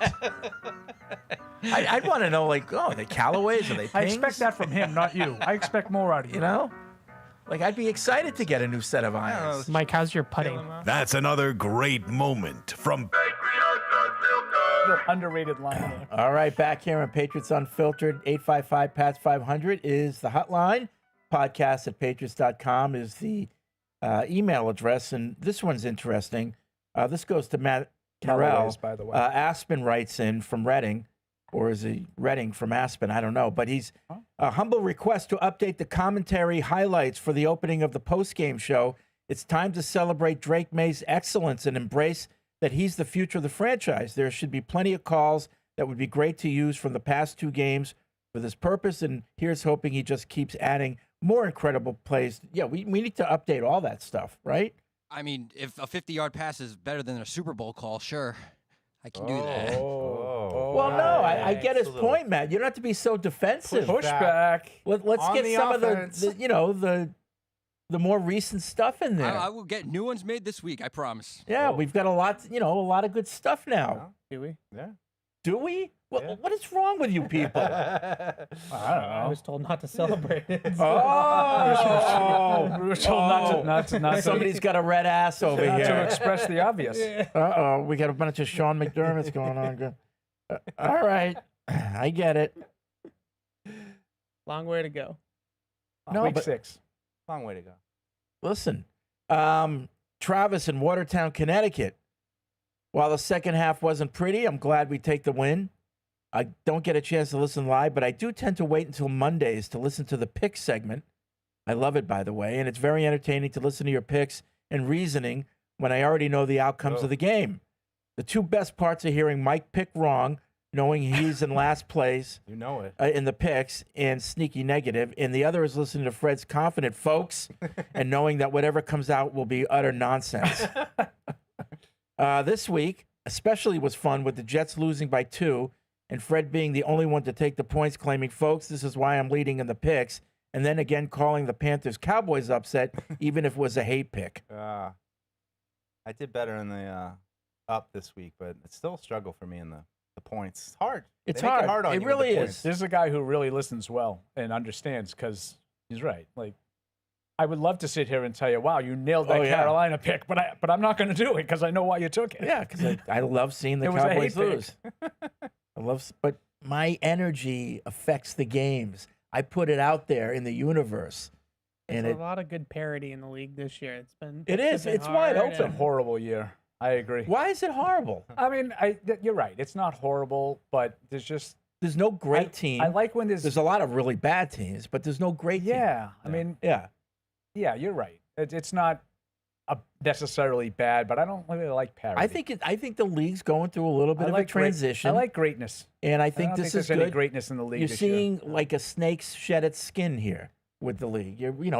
I hope so. And you have to shed the skin to get bigger. I just can't shake the feeling that a I like that Buffalo or Kansas City or Detroit or Philadelphia are suddenly going to start to kick in and get interested in December and play their best ball right down, and we're going to be right back at another, Kansas City, Philadelphia. Yeah, Super and Bowl. those Kansas teams- City's offense is playing really well. It's 3 weeks in a already. row. Since Yeah. Worthy got back, the offense looks totally different, and now they're going to get Rice back for the next game. But I agree with Mike. Some of those, the better teams, the ones that have been good, for a while, they almost, it's not like they don't want to, but it's almost the Wake me the up when it counts. the intention is to build and play your best at the end. Yeah. Whereas some other teams, and I'm not suggesting the Patriots are one of these because I think the Patriots are building, but some other teams, shoot out of the gate and they play that, like Miami, like under McDaniel, has played really well offensively at the beginning of seasons, and they peter out.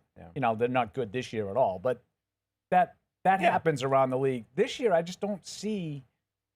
I mean, the ones that Mike said are probably the candidates. Detroit and Philadelphia are as talented as anyone. Maybe Green Bay's in that mix, but their lack of They're always consistency up and would down, worry yeah. me. And like And Kansas City and Buffalo will be there at the in end. 3 years, we could be talking about Drake Maye being one of the best quarterbacks in the league, and I think Jackson I Dart. think we will be. And Jackson depends if we're allowed. Right. And Jackson Dart, being the toast of New York, and Michael Penix, Okay, being a now good you're getting a quarterback. little And if carried that's away. all So- true, you've got new teams. I'll take it bigger picture rising for you, up. Freddie. Yeah. In 5 years, how are we going to look back at that draft class? Yeah. A lot of good quarterbacks. Yeah. The Drake May draft class. Yeah. No, but Yeah. Aside, I mean, I JJ's hurt, I know but- he cried and everybody doesn't like him, but Caleb Williams continues to look better every week. Yeah. I'm not saying he's there yet. He's not where Drake May is right now. Jaden Daniels is already Okay, there. Jaden Daniels is pretty good. Yeah. Drake May is pretty good. Yeah. JJ McCarthy, we haven't seen it at all. Penix, still learning. Thought he made some really good plays last night, some really bad plays last night. Bo Nix looks like the ultimate game manager to me. Yeah. But with that defense, that's good enough. He's going to be in the playoffs more than likely. Wasn't the guy that the Saints played in that class? Spencer Rattler. Yeah. I mean, all of a sudden, he looked all right to me. Maybe he's their guy. I don't know. But that's a pretty good draft class Yeah. for quarterbacks. Yeah, No. I mean, Bo Nix probably the least physically gifted, but he kind of is playing a little bit like an And Alex do you- Smith do- right now, and Yeah. you have. Do you attribute good some of quarterbacks. this, early success for these quarterbacks to, your tight pants coaching on offense and Well- having systems that are quarterback friendly? I would, it's too early to victory lap, but Ben Johnson looking pretty good right now in Chicago as well, and has Caleb playing good football. I think that was just in particular that was a really good class, and we knew it at the time that it was a really good class. I look at where they were all drafted. All 5 of those guys were drafted in the top 15 of that first round. So I think everybody was pretty well aware that, or 6 of them really, that it was a good class coming out. And so far, it's, you have 2 different ways it could go. It could go like the Mac Jones class, where Jones and Fields and, Trevor Lawrence, and that didn't go as well as Zach Wilson. But this one looks like it's been a hit. I was going to say, the last time that we had one of those classes, they all kind of stunk. I mean, Trevor Lawrence is the only one that's decent. Right. Treading water. talk about Franklin Matt in like that. He's been Baltimore good. writes in just some interesting stats to show how sneaky good Boutte has been this year. Out of Boutte's 18 catches, 16 of them are for first downs, and for the math nerds, that's nearly 90%. Boutte currently ranks in the top 10 in terms of yards per reception at 16.7. That also leads the team. He has 6 big plays according to ESPN's tracking big stat, which to me brings up an interesting conversation. How are we defining a big play wide receiver or a player that gets chunk plays? Is it purely speed, yak, versatility as an inside-outside threat? Because all I know is that whenever the team needs that chunk play, it's Boutte who's done it consistently more than anyone else, and this dates back to last year. All right, I like Boutte. I like him. Uh-oh. But this is what he does. He's so sick and tired of 20-plus catches. No, his whole thing is like, this I is think all I he know does. where Mike is going. This is what he runs down the field, and he'll make catches down the field. So, yes, all That's his a catches terrible thing. are going to go for first downs. But, look. God forbid you run down the field and make catches. In another world, there might be a guy who could run down the field, make a catch, and then make a move, and then get to the end zone. But Boutte can like catch the one what's he did in thrown the to end him. zone? No, see, I'm okay with the amount of yards he gets on the catches. Everything that emailer said is right. He has made chunk plays. Yep.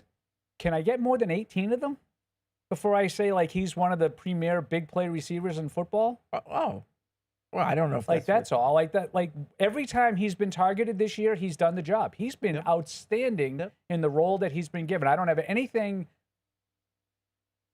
Even taking it full circle, like the maturity that he has shown and the growth that he's shown from year 1 to year 3 now, I think has been off the charts. I don't have anything negative to say about Kayshon Boutte. But when we're going to start to say, like, what classifies as a big play receiver, well, like more than 18 catches. So then why can we get excited about Drake May's ascension and not Boutte's ascension? You think Drake May is, like, low in the league in terms of, like, the number of attempts or yards? No. Well, Kayshon Boutte would be. But Kayshon Boutte's average is what it is because he doesn't have a lot of catches. But the point is, he doesn't have a lot of drops either. No. He's again. I don't have 16 anything out of 18. I don't have anything negative to say about Kayshon Boutte. Why can't we get excited about him? You can get as excited as you want. I'm excited about him. I think he's just shown tremendous growth. But you're like wait and see with Kayshon Boutte. I'm not wait and see. I don't think that he'll ever be that. Yeah. What he is asked to do, he's been doing at an exceptionally high level. Yes. But Puka Nacua catches like 80 passes and does that. Yeah. Like, that's what a big play receiver, you know what I mean? Like, that's, okay. He's that's a all very I'm saying. good complimentary receiver. Yes. Yeah. And they've, he's playing the X spot. I don't know if that's naturally his position, and he's playing outside a lot. And typically in a Josh McDaniels offense, that's kind of a forgotten. What do we call it? Sacrificial X. Sacrificial X. It's kind of the sacrificial You're X. just I like gonna that run wind sprints, and you're gonna stretch coverage and clear out and do that type of thing. But when you have a quarterback like Drake that's so good at throwing outside the numbers, that role is gonna be amplified maybe a little bit more than it would be in a different offense with a different quarterback. And so Boutte is getting those targets. And to his credit, he had a lot of one-on-ones in this game against New Orleans, and he won them. Yeah. He won them in big spots. And Listen, I like Boutte. we all like Boutte. I actually think he is not Randy Moss. Yeah, I think he's developed as a very. We all like Boutte. I didn't catch it. I didn't catch it the first time. I'm not gonna lie. It works both ways for me. It's fine. Yeah. The development of Boutte has been, I think, a huge part of the offense. I just like. No, when you talk about this is like Chris Hogan used to be very high up in the yards per catch. Yeah. Same thing. Your yards per catch, when you only catch downfield passes, but you don't catch a lot of them, your yards per catch is really high. Yeah, I know. Yeah. Like it's like if you catch 100 balls and you average 16.7 yards per catch, now you're talking big play receiver. Yeah. I think I got to say, I think Kayshon Boutte is outstanding contested catches, and not for a guy who's not that big. But he comes down consistently the whole time here with catches. You're like, how did he come down with that one? I mean, one of them last week. I mean, The he's ability to excellent finish at through that. contact is Yeah. really, and he's gotten stronger and better at that as his career I has just gone love on. listening to him talk now. It doesn't even sound like the same kid that we had two years No, ago. he's 2 years grown. ago, 1 year, like last year, he's throwing Our boy's coordinators under growing the up bus right and before stuff like our that. eyes. Yeah. Like him talking about, like, the adversity he faced early on. Yeah. And, like, at one Having point he off the felt field. like he was going to be a first-round pick. And I think the self-awareness that he's displayed, the development of Boutte has been a huge part of their offense. I don't know if you heard me I Fred, like him. on the post game show make this point. I'll make Fred it again likes real quick, but just to go from his first play as a pro, his first game as a pro, when he didn't get his feet down in bounds. Yeah. Remember that? And then it was like, oh, he's on the outs, and now you have a guy that is going to get his feet down and stay in bounds or make those tough catches. So I thought that was a wonderful way to illustrate his career arc. I mean, it's really impressive. You got to give him a ton of credit for what all the ups and downs that he's fought through 2 years ago, last year. To arrive at this point, it's pretty special. If you have a guy like Diggs who can be the volume guy, Yeah. and then Boutte's kind of when the ball finds him and when the coverage dictates that this is where the ball's going to go, and he steps up and catches 18 of his 23 targets so far this year. He's been exactly what they needed him to be. Really solid. in 2 plays, again, on the sideline, late in games, back-to-back weeks, showing the awareness to get down. Although this one that they ended up getting overturned, I don't really understand the rule. Someone's going to need to explain the rule to me. We can talk to Stretch about it later. Like he comes down, he lands, he has 2 feet down, and he gets knocked out of bounds. And they say that he was down inbounds. Like, I don't. Well, he must something other than his feet must have touched in bounds, right? Nope. You sure? Not that I saw. Well, I'd have to see the play again because Maybe I'm misremembering, Yeah. as Roger Clemens once famously said. Yeah. He also had a play earlier on the drive where he ran an out, and he stayed in bounds on the out too, and made New Orleans burn a timeout. Yep. And so he's situationally awareness. has been, that one I know. It's been like kind of off the charts. Like football IQ. Yeah, the one in Buffalo. The one in Buffalo was exceptional. I asked him about it after the game, and I was like, "You meant to do that, right?" And he was like, "Yeah, got to know the clock, got to know the situation." That was huge. Yeah. That's a difference between winning or losing play, the one in Buffalo, because I'm telling you, if they had to kick the field goal and there was a minute left, you're at least going to overtime. Yep. Yep. Cody writes in, I know this was mentioned in the post game a little bit, but shout out to Pop Douglas. After a really shaky start and getting some media flack, he maintained his high energy, made multiple high effort plays, blocking for his teammates, and finally the ball went back his way on Sunday and he made some huge plays. I think this also speaks to the culture change we've been seeing. The attitude from the wide receiver room the last few years was a little shaky, so it's great to see guys like Pop continuing to grind through some struggles, and when the ball found him, again, capitalize. Awesome stuff. Yeah, I give cosign all around. Diggs a lot of credit. I give Holland some credit too, just for that room. We talked about it last year. Just they were, an immature group and didn't really have a leader or an anchor. And you see from even the stupid pregame speeches that Diggs has really put his stamp on this room and in this team. And you're seeing now guys. I just hope they can continue to spread it around a little bit. It's not like you either get 6 catches or no catches. Like, can we find a happy medium with some of these guys and keep everybody getting fed every week and keep everybody engaged and not ride that roller coaster quite as much? But the one thing that really, like, all around them, when they transition down the field, like whether it's a pass or a Drake Maye scramble, guys transitioning into blockers has been contagious. It's happened multiple times for like a month now, that when you watch Drake Maye get on the other line of a scrimmage, on the other side of the line of scrimmage, you see 5 eligible receivers down the field turn into blockers. The flip to Henderson, Pop Douglas throws a block. As soon as Drake Maye throws the ball, he blocks his guy and helps Henderson get the corner and get the edge. Or Mondre, like, sprinting downfield on the one that didn't count and clocking bury the guy at the goal line. Yeah, and, to get Pop Douglas into the end zone. Like, the blocking after the play is kind of complete has really become infectious, and they're all doing it now. Evan, I like your Brunt 3/4 zip. Thank you. Thank you for wearing them. I'm wearing my Brunt boots. No? Nothing? I love them. Yeah. I don't want to get them dirty yet. I'm terrified. I wore my Brunt quarters. They're very yesterday. comfortable, Mike. All right, I'll wear them. How comfortable are they? They're cushiony. Oh. Yeah. Cushiony that you can wear them all day. let's see. I'm looking for. I thought we had a new Bob's read. I want to tell people the exciting news about Bob's. Oh, here it is. Oh, hi, Mark. Are you planning your next Sunday watch party? Save big on your dream rec room when you bundle and save with Bob's Discount Furniture. You can bundle Bob's stylish Brin sofa and love seat together and save $179. That means you can score a comfy Bobopedic living room set with trendy accent pillows in 3 stylish colors and save major money. Now that's a winning combo. And so stop in, stock up for less at Bob's Discount Furniture, the official furniture store of the New England Patriots. So, big news from Bob's. Bobby's. How was the Bob's Discount Furniture studio in the preseason, Paul? Oh, it's outstanding. Comfy? They take it. Mike will be able to talk about it. I dabbled a little bit. He in it. filled in. Yeah. It's a little cold in there, but it was Yeah, a it is little cold. Well, yeah. they got to keep those Cut studios glass. cold because of the lights. Yeah, we go heavy on the waters too. I think Yeah. a lot of. Had to get my makeup done. That was exciting. Oh. Pancake on a. Yeah. Gonna be a big star. It's some. Toner. Let's see. Kyle says, what's holding Drake back from winning MVP this year? Does NFL media account for things like strength of schedule, or is it solely hustle results and wins?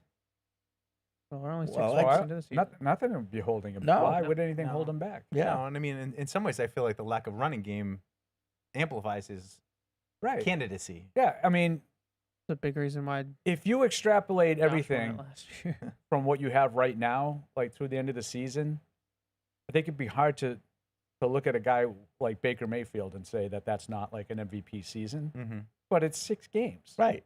So, like, does anybody think Baker Mayfield's going to win the MVP right now? I mean, I don't He should know. be in the running. I don't know if there's been I don't know if there's been a pretty player impressive. more valuable to his team than Mayfield has been Right. in the first 6 And I weeks. think the MVP award would be better with him. But anyway, But Drake May, I don't know how many you want to put. That's what it looks 3? like. yeah. Are there 3 guys that are any more deserving than Drake May?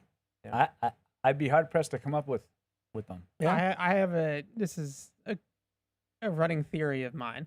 So in the NBA, they have a most improved player award, not comeback player. Like comeback Most player improved. is supposed to be an injury, right? Like you had an ACL and then you came back and you played well.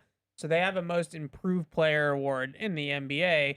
And I think that comeback player, there's a lot of votes that end up going to a player that's really the most improved player, but it ends up kind of getting like, so I think that the NFL should also have a most improved player And award. Drake would be in the running for that, Right. too. So like Yeah. maybe he's not winning MVP yet, but he might be the most improved player in the league from last year to this year. Yeah. And then that's like I'm not making an award just to give it to Drake. Like I've already had this idea Yeah. for a while now because I think what happens, like it kind of came up with the Joe Flacco, DeMar Hamlin comeback player of the year. Right. Like Joe Flacco came back from being bad. Like Joe Flacco didn't come back from a major injury where he didn't Right. play. He came back from not being good to being good Being again. old And so I just wonder if maybe there's like a different award and then that way. Yeah, I like there- that. Most improved. Right. Yeah. Yeah. major award. Yeah. Yeah. Now we have an offensive line award, so we already got one Protector box of the checked. year. We just gotta get. That goes hard. So does not to get into too much of a rabbit hole, but does a most improved player have to be a young player? No, not necessarily. I don't think there's an age No. thing on it. Because It's like just let's just say you were good and then you weren't good for a couple years and then all of a sudden you got good again. Like a is Geno- that Geno that Smith improvement sort of- or Yeah, is or that just or return is that to like the a mean. bounce back Right, or yeah. you know? I think it's improvement, and again, like that player would be nominated for comeback player of the year. Right. Which doesn't make any sense. Like that's not what. Well, that's what I'm saying. So that's why I'm wondering if it would bounce always back. be a young player that would get the most Do a improved. third bounce back player of the year, most improved. No, just most and improved. comeback. No, we're all not. 3. But this is the same How thing. about breakout player of the year? Sure. Right, if you want to call it that, it's kind of the same thing. one. Yeah. But I feel like the other issue is like that we see this with coach of the year. You know all how the much time, I too. hate the comeback player. You don't like play because This is it right here. Yeah. But breakout player, that could go like at any time, like, oh, your 5th year, all of a sudden he broke out. Do you think Drake's more improved or more breakout this year, though? Both. I mean, it's hard to Yeah. say which is which. I just think that the comeback player of Well, the yeah. year award just has too much gray area of what is coming back from. Yeah. To me, it has to be like War. an injury, right? Like you had a season-ending injury. Yeah, that's the only thing. And then you came back. Unless you were like in jail and came back Like, out of jail. to me, like Michael Vick would have been if he eligible. has like 1,000-yard plus season, like Stephon Diggs could be nominated for comeback player of the year. Yeah. Right? Right. But like I wouldn't give comeback player of the year to Drake. Like that would make no sense. Like Right. Where's he coming back from? Right. You could break out sponsored by Clearasil. Oh. Yeah. Well, bad thing. They Uh, want to clear up the breakout, so they eliminate the breakout. Jeffrey in Canada, if we had held on to the ball against Pittsburgh, we'd be #1 seed in the AFC right now. That's crazy.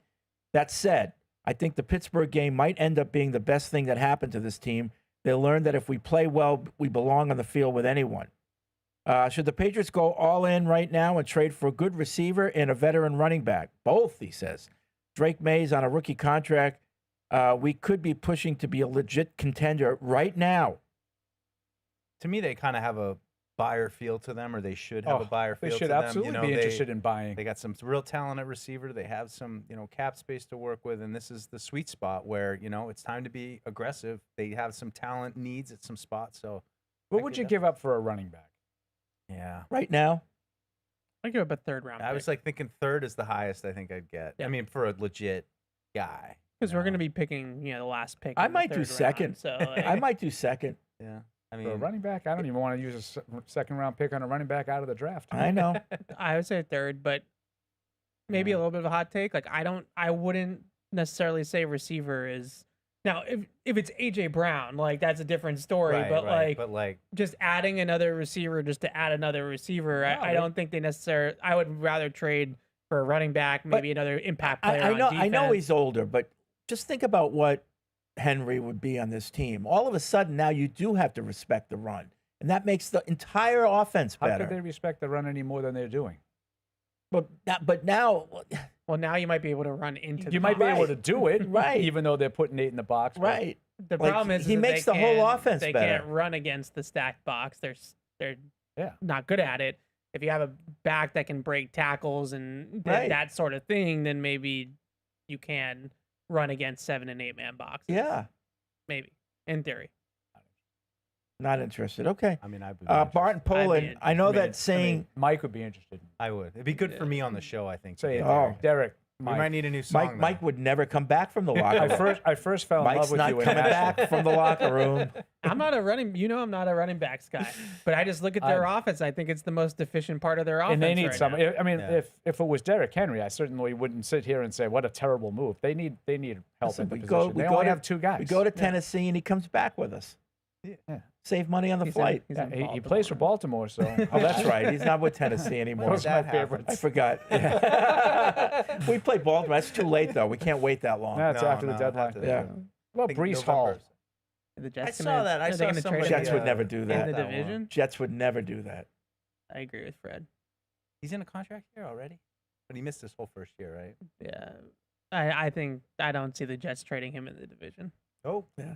The Bell getting some time on Good Morning Football. Barton Poland, I know that saying that something was the best or worst of all time is almost always overreacting, but this really was one of the worst refereeing performances in league history, and I don't think I'm exaggerating.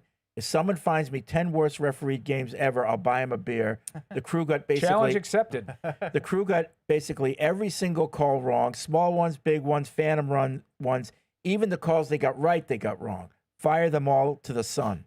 Well, I had to ask Yeah. Evan what it was, This was like on bad. the late flag where we didn't even see it thrown on TV. I never even saw it thrown. That was I will say, the single individual worst call I've ever seen. To wipe out the second touchdown. I've never seen anything like that. And then later that night, I kind of saw the same thing.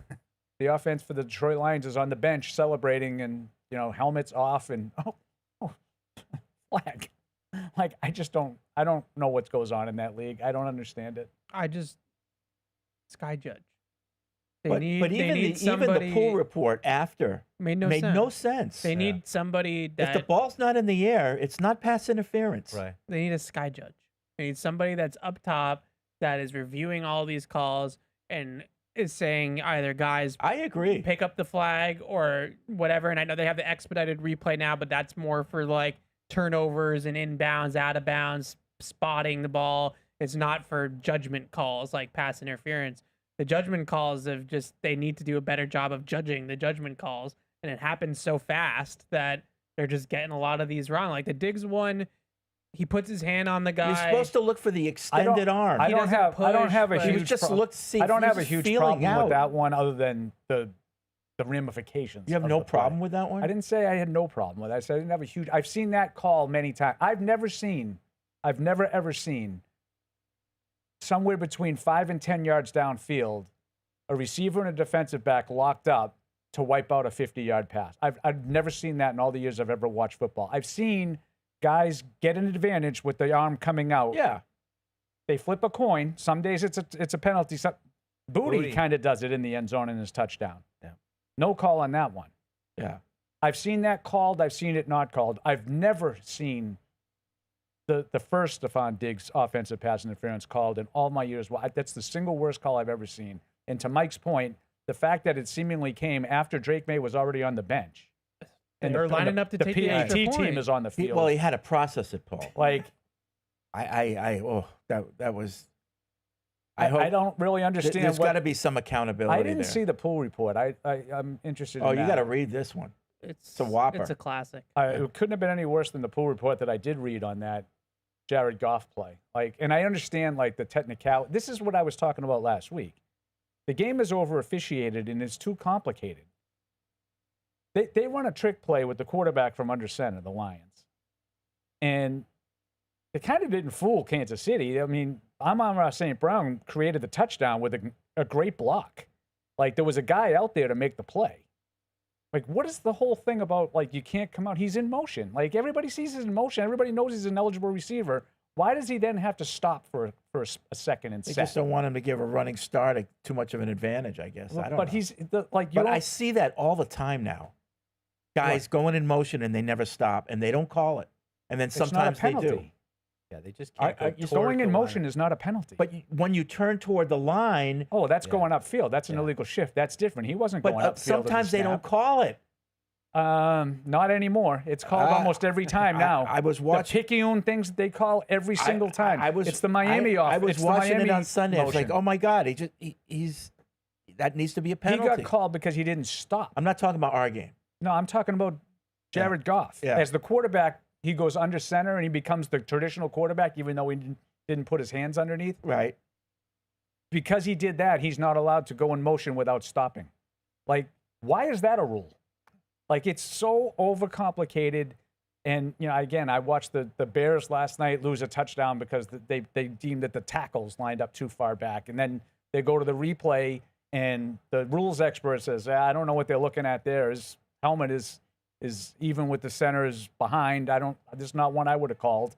Like, how many times did they take away these big plays? Well, I mean, it happened on the one before, to Diggs.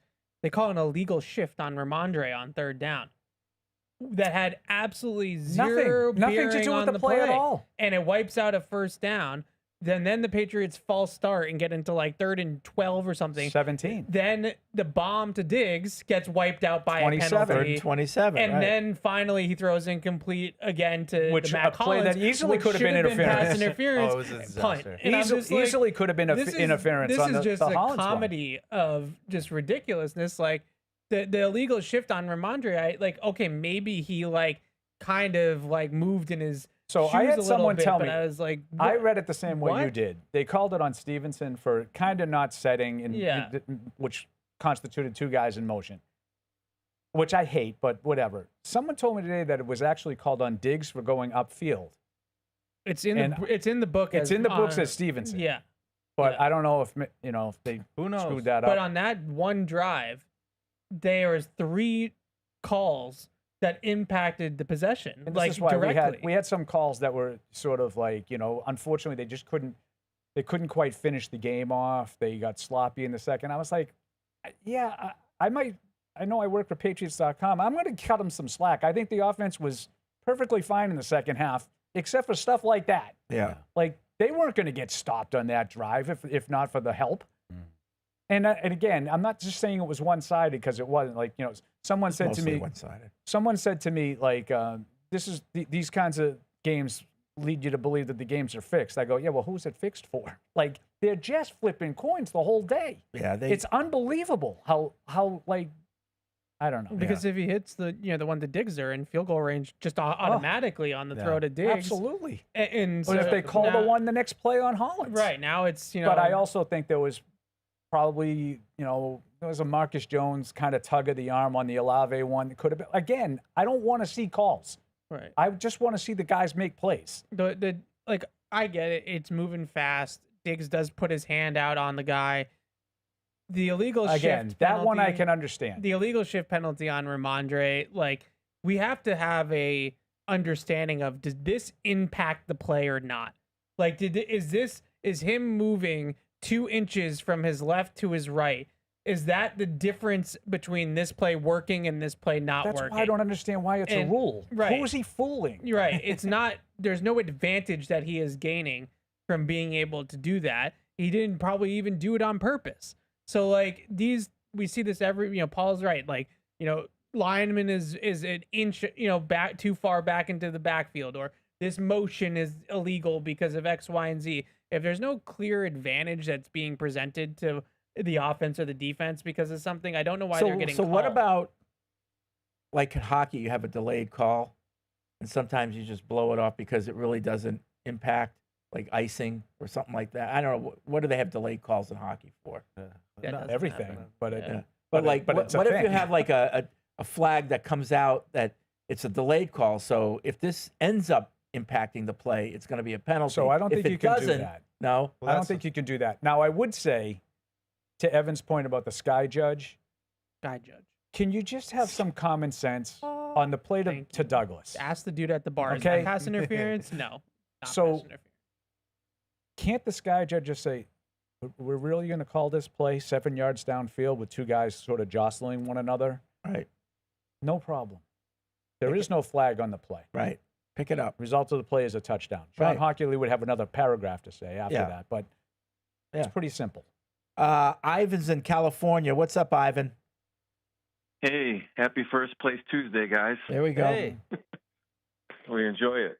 I know you guys, you were touching on some of the things I wanted to bring up, but I just to say, number one, doesn't make me a homer to say that 100% that was the most egregious, terrible day of flag throwing I've ever seen in my life. And the thing that sucks is that it takes a little bit of the joy out of watching the game. You know what I mean? And I hope somehow, some way, somebody at headquarters figures out a way to make, the entertainment value a little bit higher instead of having to be talking about this stuff. You know what I mean? It's I don't know. The league is really promoting flag football these days. Yeah, no, that's a good point because that's what it looks like. There's 25 penalties every game.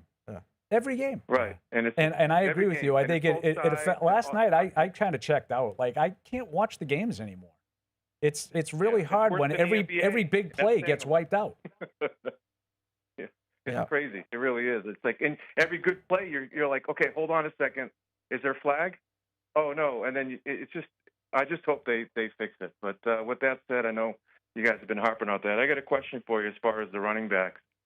I mean, I know Henry was thrown out there, and maybe Baltimore goes south, and maybe they're willing to. But if not Henry, who else do you think we could target? Because that absolutely has become the number one need.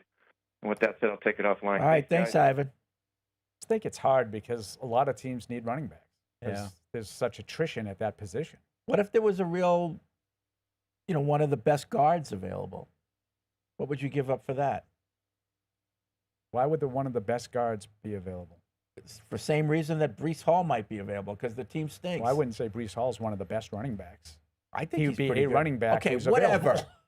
Well, you know what I mean. And I don't even know that you he say why would anyone be available? Because the team stinks and they want to get rid of him. But to your point, I don't even know that Breece Hall's available. I just threw him out I'm there. just saying. But like, why would Derrick Henry be available? Well, because Baltimore's 1-5. Exactly. So maybe the team But that he's this also best 100 guard years is old on. in the last year of his deal. If he's one of the best guards in football, like he's part of my future. Yeah. Well, I don't know. That's the difference. Yeah. I Well, mean, maybe he's an older guy, but he's still one of the best. I know what you're getting. I don't know. Fred. I wouldn't. don't know. Thank you, I wouldn't be interested in acquiring a guard. Please. I wouldn't be interested in acquiring a guard. Okay, just say that. Just I'm say like, if that. I'm going to make moves, it's going to be to impact my team. It's like, what if Joe Tooney was available for some reason? He was. Well, he was available and you weren't. Yeah. But you know what I'm saying? Like, there's other places besides running back you could upgrade that would help the running game. Fair point in your Joe Tooney retort. It was an excellent one, Fred. Okay. See, no, I'm saying I was wrong. All right. The Joe Tooney thing. Who? Did you guys see- Okay, I was wrong. Who's this I was little- wrong. Who's the little running back for the Chargers? Do you see this guy? This Vidal? weekend? Yeah. Yeah, he's like their fourth running back. He's like, That's I know, my he's- point. Right. Like- That well, you said teams looking. I mean, they're probably looking too. Well, but that's what's amazing. Is he's like little Danny Woodhead out there. Yeah. Like Rico Dowell is having like 200 yards from scrimmage, and the Patriots can't find a running back that can break a tackle. Like it makes no like it's not a.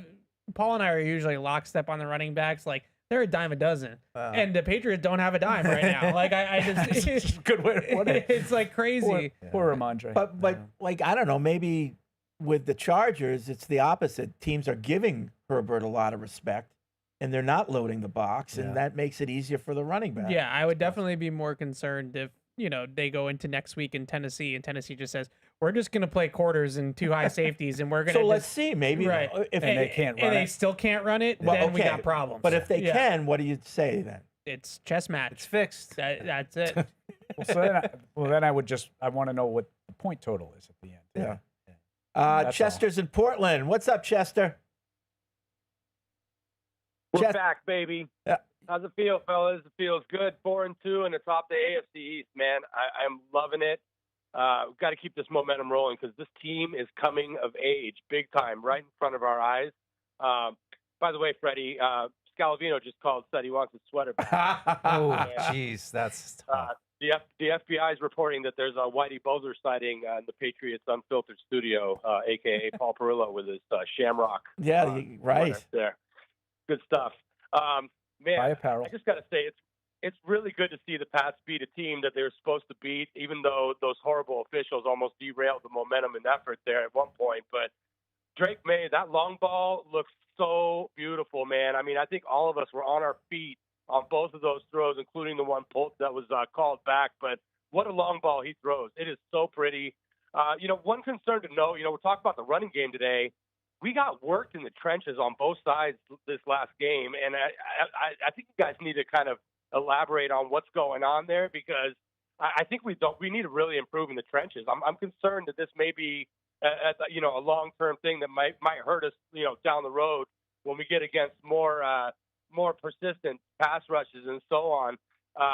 Big Mike, I think Eldred mentioned in the post game, but Big Mike really struggled there with some of the pass rush, and I think these running backs just aren't getting much of an ability to get to that second effort. It's time to turn the page quickly because I feel like Tennessee again is one of those where the guard can go down a little bit. Got to continue to front load these wins. We got to front load and continue to build these wins early and often and get a cushion because to me the biggest award I want Drake May win is AFC East champion, baby. That's where we need to start looking. Trying to soak up some excitement for some continued winning here, guys, with some positive progress. Shout out to the PFW Elite and the Whack Pack, the best fans out there. Buy apparel, over and out, baby. All right, PFW Chester. Elite. I forgot about them. Yeah. Remember? Was that a subscriber base or something? Yep. Like elite members? They sort of separated. They called themselves Elite. Big Mike was fine in pass protection. Remember there Run was blocking, fights not so among good. the elites? Oh, yeah. Remember they had... You're not elite. Yeah. They had... Colorado That's Pats big. fan says Boutte's knee touchdown inbounds. Okay. On the play. Yeah. I on the tape you can see Vrabel on the sideline going like this, and then they stop the clock and he looks at the ref like, what do you mean? And he was right there on it, and I actually So I'll think tell he you something threw that flag I himself. worried about it, and it turned out like it wasn't. But if you watch it in super slow mo from the front, he sort of catches it up around his chest, and the ball kind of slides down to his midsection as he's falling back, and his butt lands out of bounds. Yeah. And I was like, ooh, I don't know about this challenge because the whole play is now under review. Right. When you challenge, and I was afraid they're going to especially. And I said this to Mike. It's not I go, even a catch. Yeah. With the way this game has been officiated, who knows what's going to come out of this? And I was like, could they rule that he didn't have full control when his feet came down, and then he didn't gain full control until he landed out of bounds? Yeah. That's what I was worried about at the time. Yeah. Now, I don't think that was the case, but I mean, when they overturned, it was a fumble, but when they overturned the Ellis punch out, I was surprised just because they overturned it. Like that was close. It's kind of hard to see. Yeah, that was a little hard to see. The black uniform made it hard, but you could clearly see on the punch out that the ball moved. Yeah. But the question was, does he have control of it when he hits the ground or not? Yeah. And it was kind of hard to tell. But I thought that was a fumble all the way. I do agree with the caller about the offensive line in general, though. I do worry a little bit that it's a kind of a house of cards. Like they've graded out really well in all the pass protection metrics, like much better than last year. But there's just these little kind of bubbling things under the surface where I'm like, they're kind of holding this together right now, but is this going to kind of come crashing down? Might be the best example of Maye's growth. Is I think a lot of these plays, same amount of pressure last year would have resulted in different outcomes than they have this year. He's been so good at, I think, navigating the pocket and moving around, avoiding sacks, to Evan's point, protecting the ball when he's doing it. I think that's an underrated part of his development, is his ability in the pocket, whether like it was against Buffalo where he's leaving the pocket or this week where he's just moving around the pocket. Last year, a lot of those plays were just like over when he got when he got that kind of pressure, like he's either throwing it away or getting sacked. Yeah. I mean, I think you know what you're going to kind of be on this roller coaster with the rookies on the left side. Like Bradbury's been solid in pass protection and really kind of all around, but like, is that going to last? Like he wasn't very good last year in Minnesota. So does that go the whole season? Moses has been healthy. Like, does he stay healthy? It just, if there's some of these small C concerns of like bubbling up under the surface, I like still can't run the ball. Like the offensive line is a little, it's still a little bit of a question mark. Barton Poland also says about the Boutte play, the clock doesn't stop if the player goes out of bounds backwards. I remember a team once losing a game because of a great job of recognizing it by Vrabel, and once again a horrible job by the crew. He didn't go out of bounds backwards, but if something hit in bounds first, then that's why the clock should have continued to run. Yes. Yep. Yeah. Like in other words, if nobody from the Saints touched him, does he go out of bounds? I think yes. I think he was falling back out of bounds. But if his knee hit in bounds, and no one touched him, it's still going to be stopping the clock. Right. Because he went out of bounds without getting touched. So that's where the difference would be. Yep. Okay. No. But it was a good awareness challenge. Back-to-back weeks for Boutte, huge plays. Yep. Keeping the clock running. All right. Listen, we're going to have back-to-back show. In fact, 3 in a row this week, like we do every week during the season. So we'll be back tomorrow at noon. Turn the page. We'll start to look at these Tennessee Titans with their new head coach. Do they get the new head coach bump? They also have a new offensive line coach, which is not. We can. Would you quit with your son, Paul, if We can Will got just- fired and you were on his staff? Would you go out too? Sure. Yeah. It's a sneaky big thing. I thought he was the problem too, guy. I would definitely quit if TJ was the coach. Catch 22 tomorrow morning. How's 10 a.m. Bart? What does Bart think about all this? Oh, Is he, Bart's in it deep how right is now. he, dealing with this? So I think there's nobody on the planet that's more excited that the Bills are kind of. I mean, he has been predicting it for 6 straight years, so it looks like he might finally be onto something. He told me today that Josh Allen will win a Super Bowl, but it will be with a different team. Ooh. It won't be with the Bills, and I was like, "Oh, that's a little bit of a departure because he thinks Josh Allen stinks." I was like, let's calm down, all right? They're 4-2, they're not 2-4, all right? They had a couple of bad weeks. It's funny how differently you can look at a 4-2 record. Your Chiefs are looking better. Their offense has been better the last 3 weeks. Yeah, notice why I say your Chiefs. He doesn't say anything. I don't know why they're my Chiefs, but you root for I them. don't have teams. You root for them. You know who you root for them because fans don't. I'll tell you who my fans want them to lose, so you want them to win. There's one team in the league outside of New England that I sort of root for on a regular basis, and that's the Rams. The Rams? Yeah, I've always liked Matthew Stafford, and I just like the program that they built, and the fact that they did it without doing it the way everybody says you have to. I kind of like that they again, They loaded FM up. picks. They loaded up, and now they drafted really well. They've done a lot of different things well. I like the way the Rams have put but it all again, together. he's rooting for something just to prove fans wrong. No, I've always- It doesn't matter what it is. A little bit. Just to prove fans if wrong. that's what you want to go with, that's Oh, fine. come on. You got to admit it. I like the way that they've gone about business. Right. Everybody says you can't do it that way. You Wrong. can't sustain it. You can't Right, sustain right. it. It's the brainwashing from here. Yeah.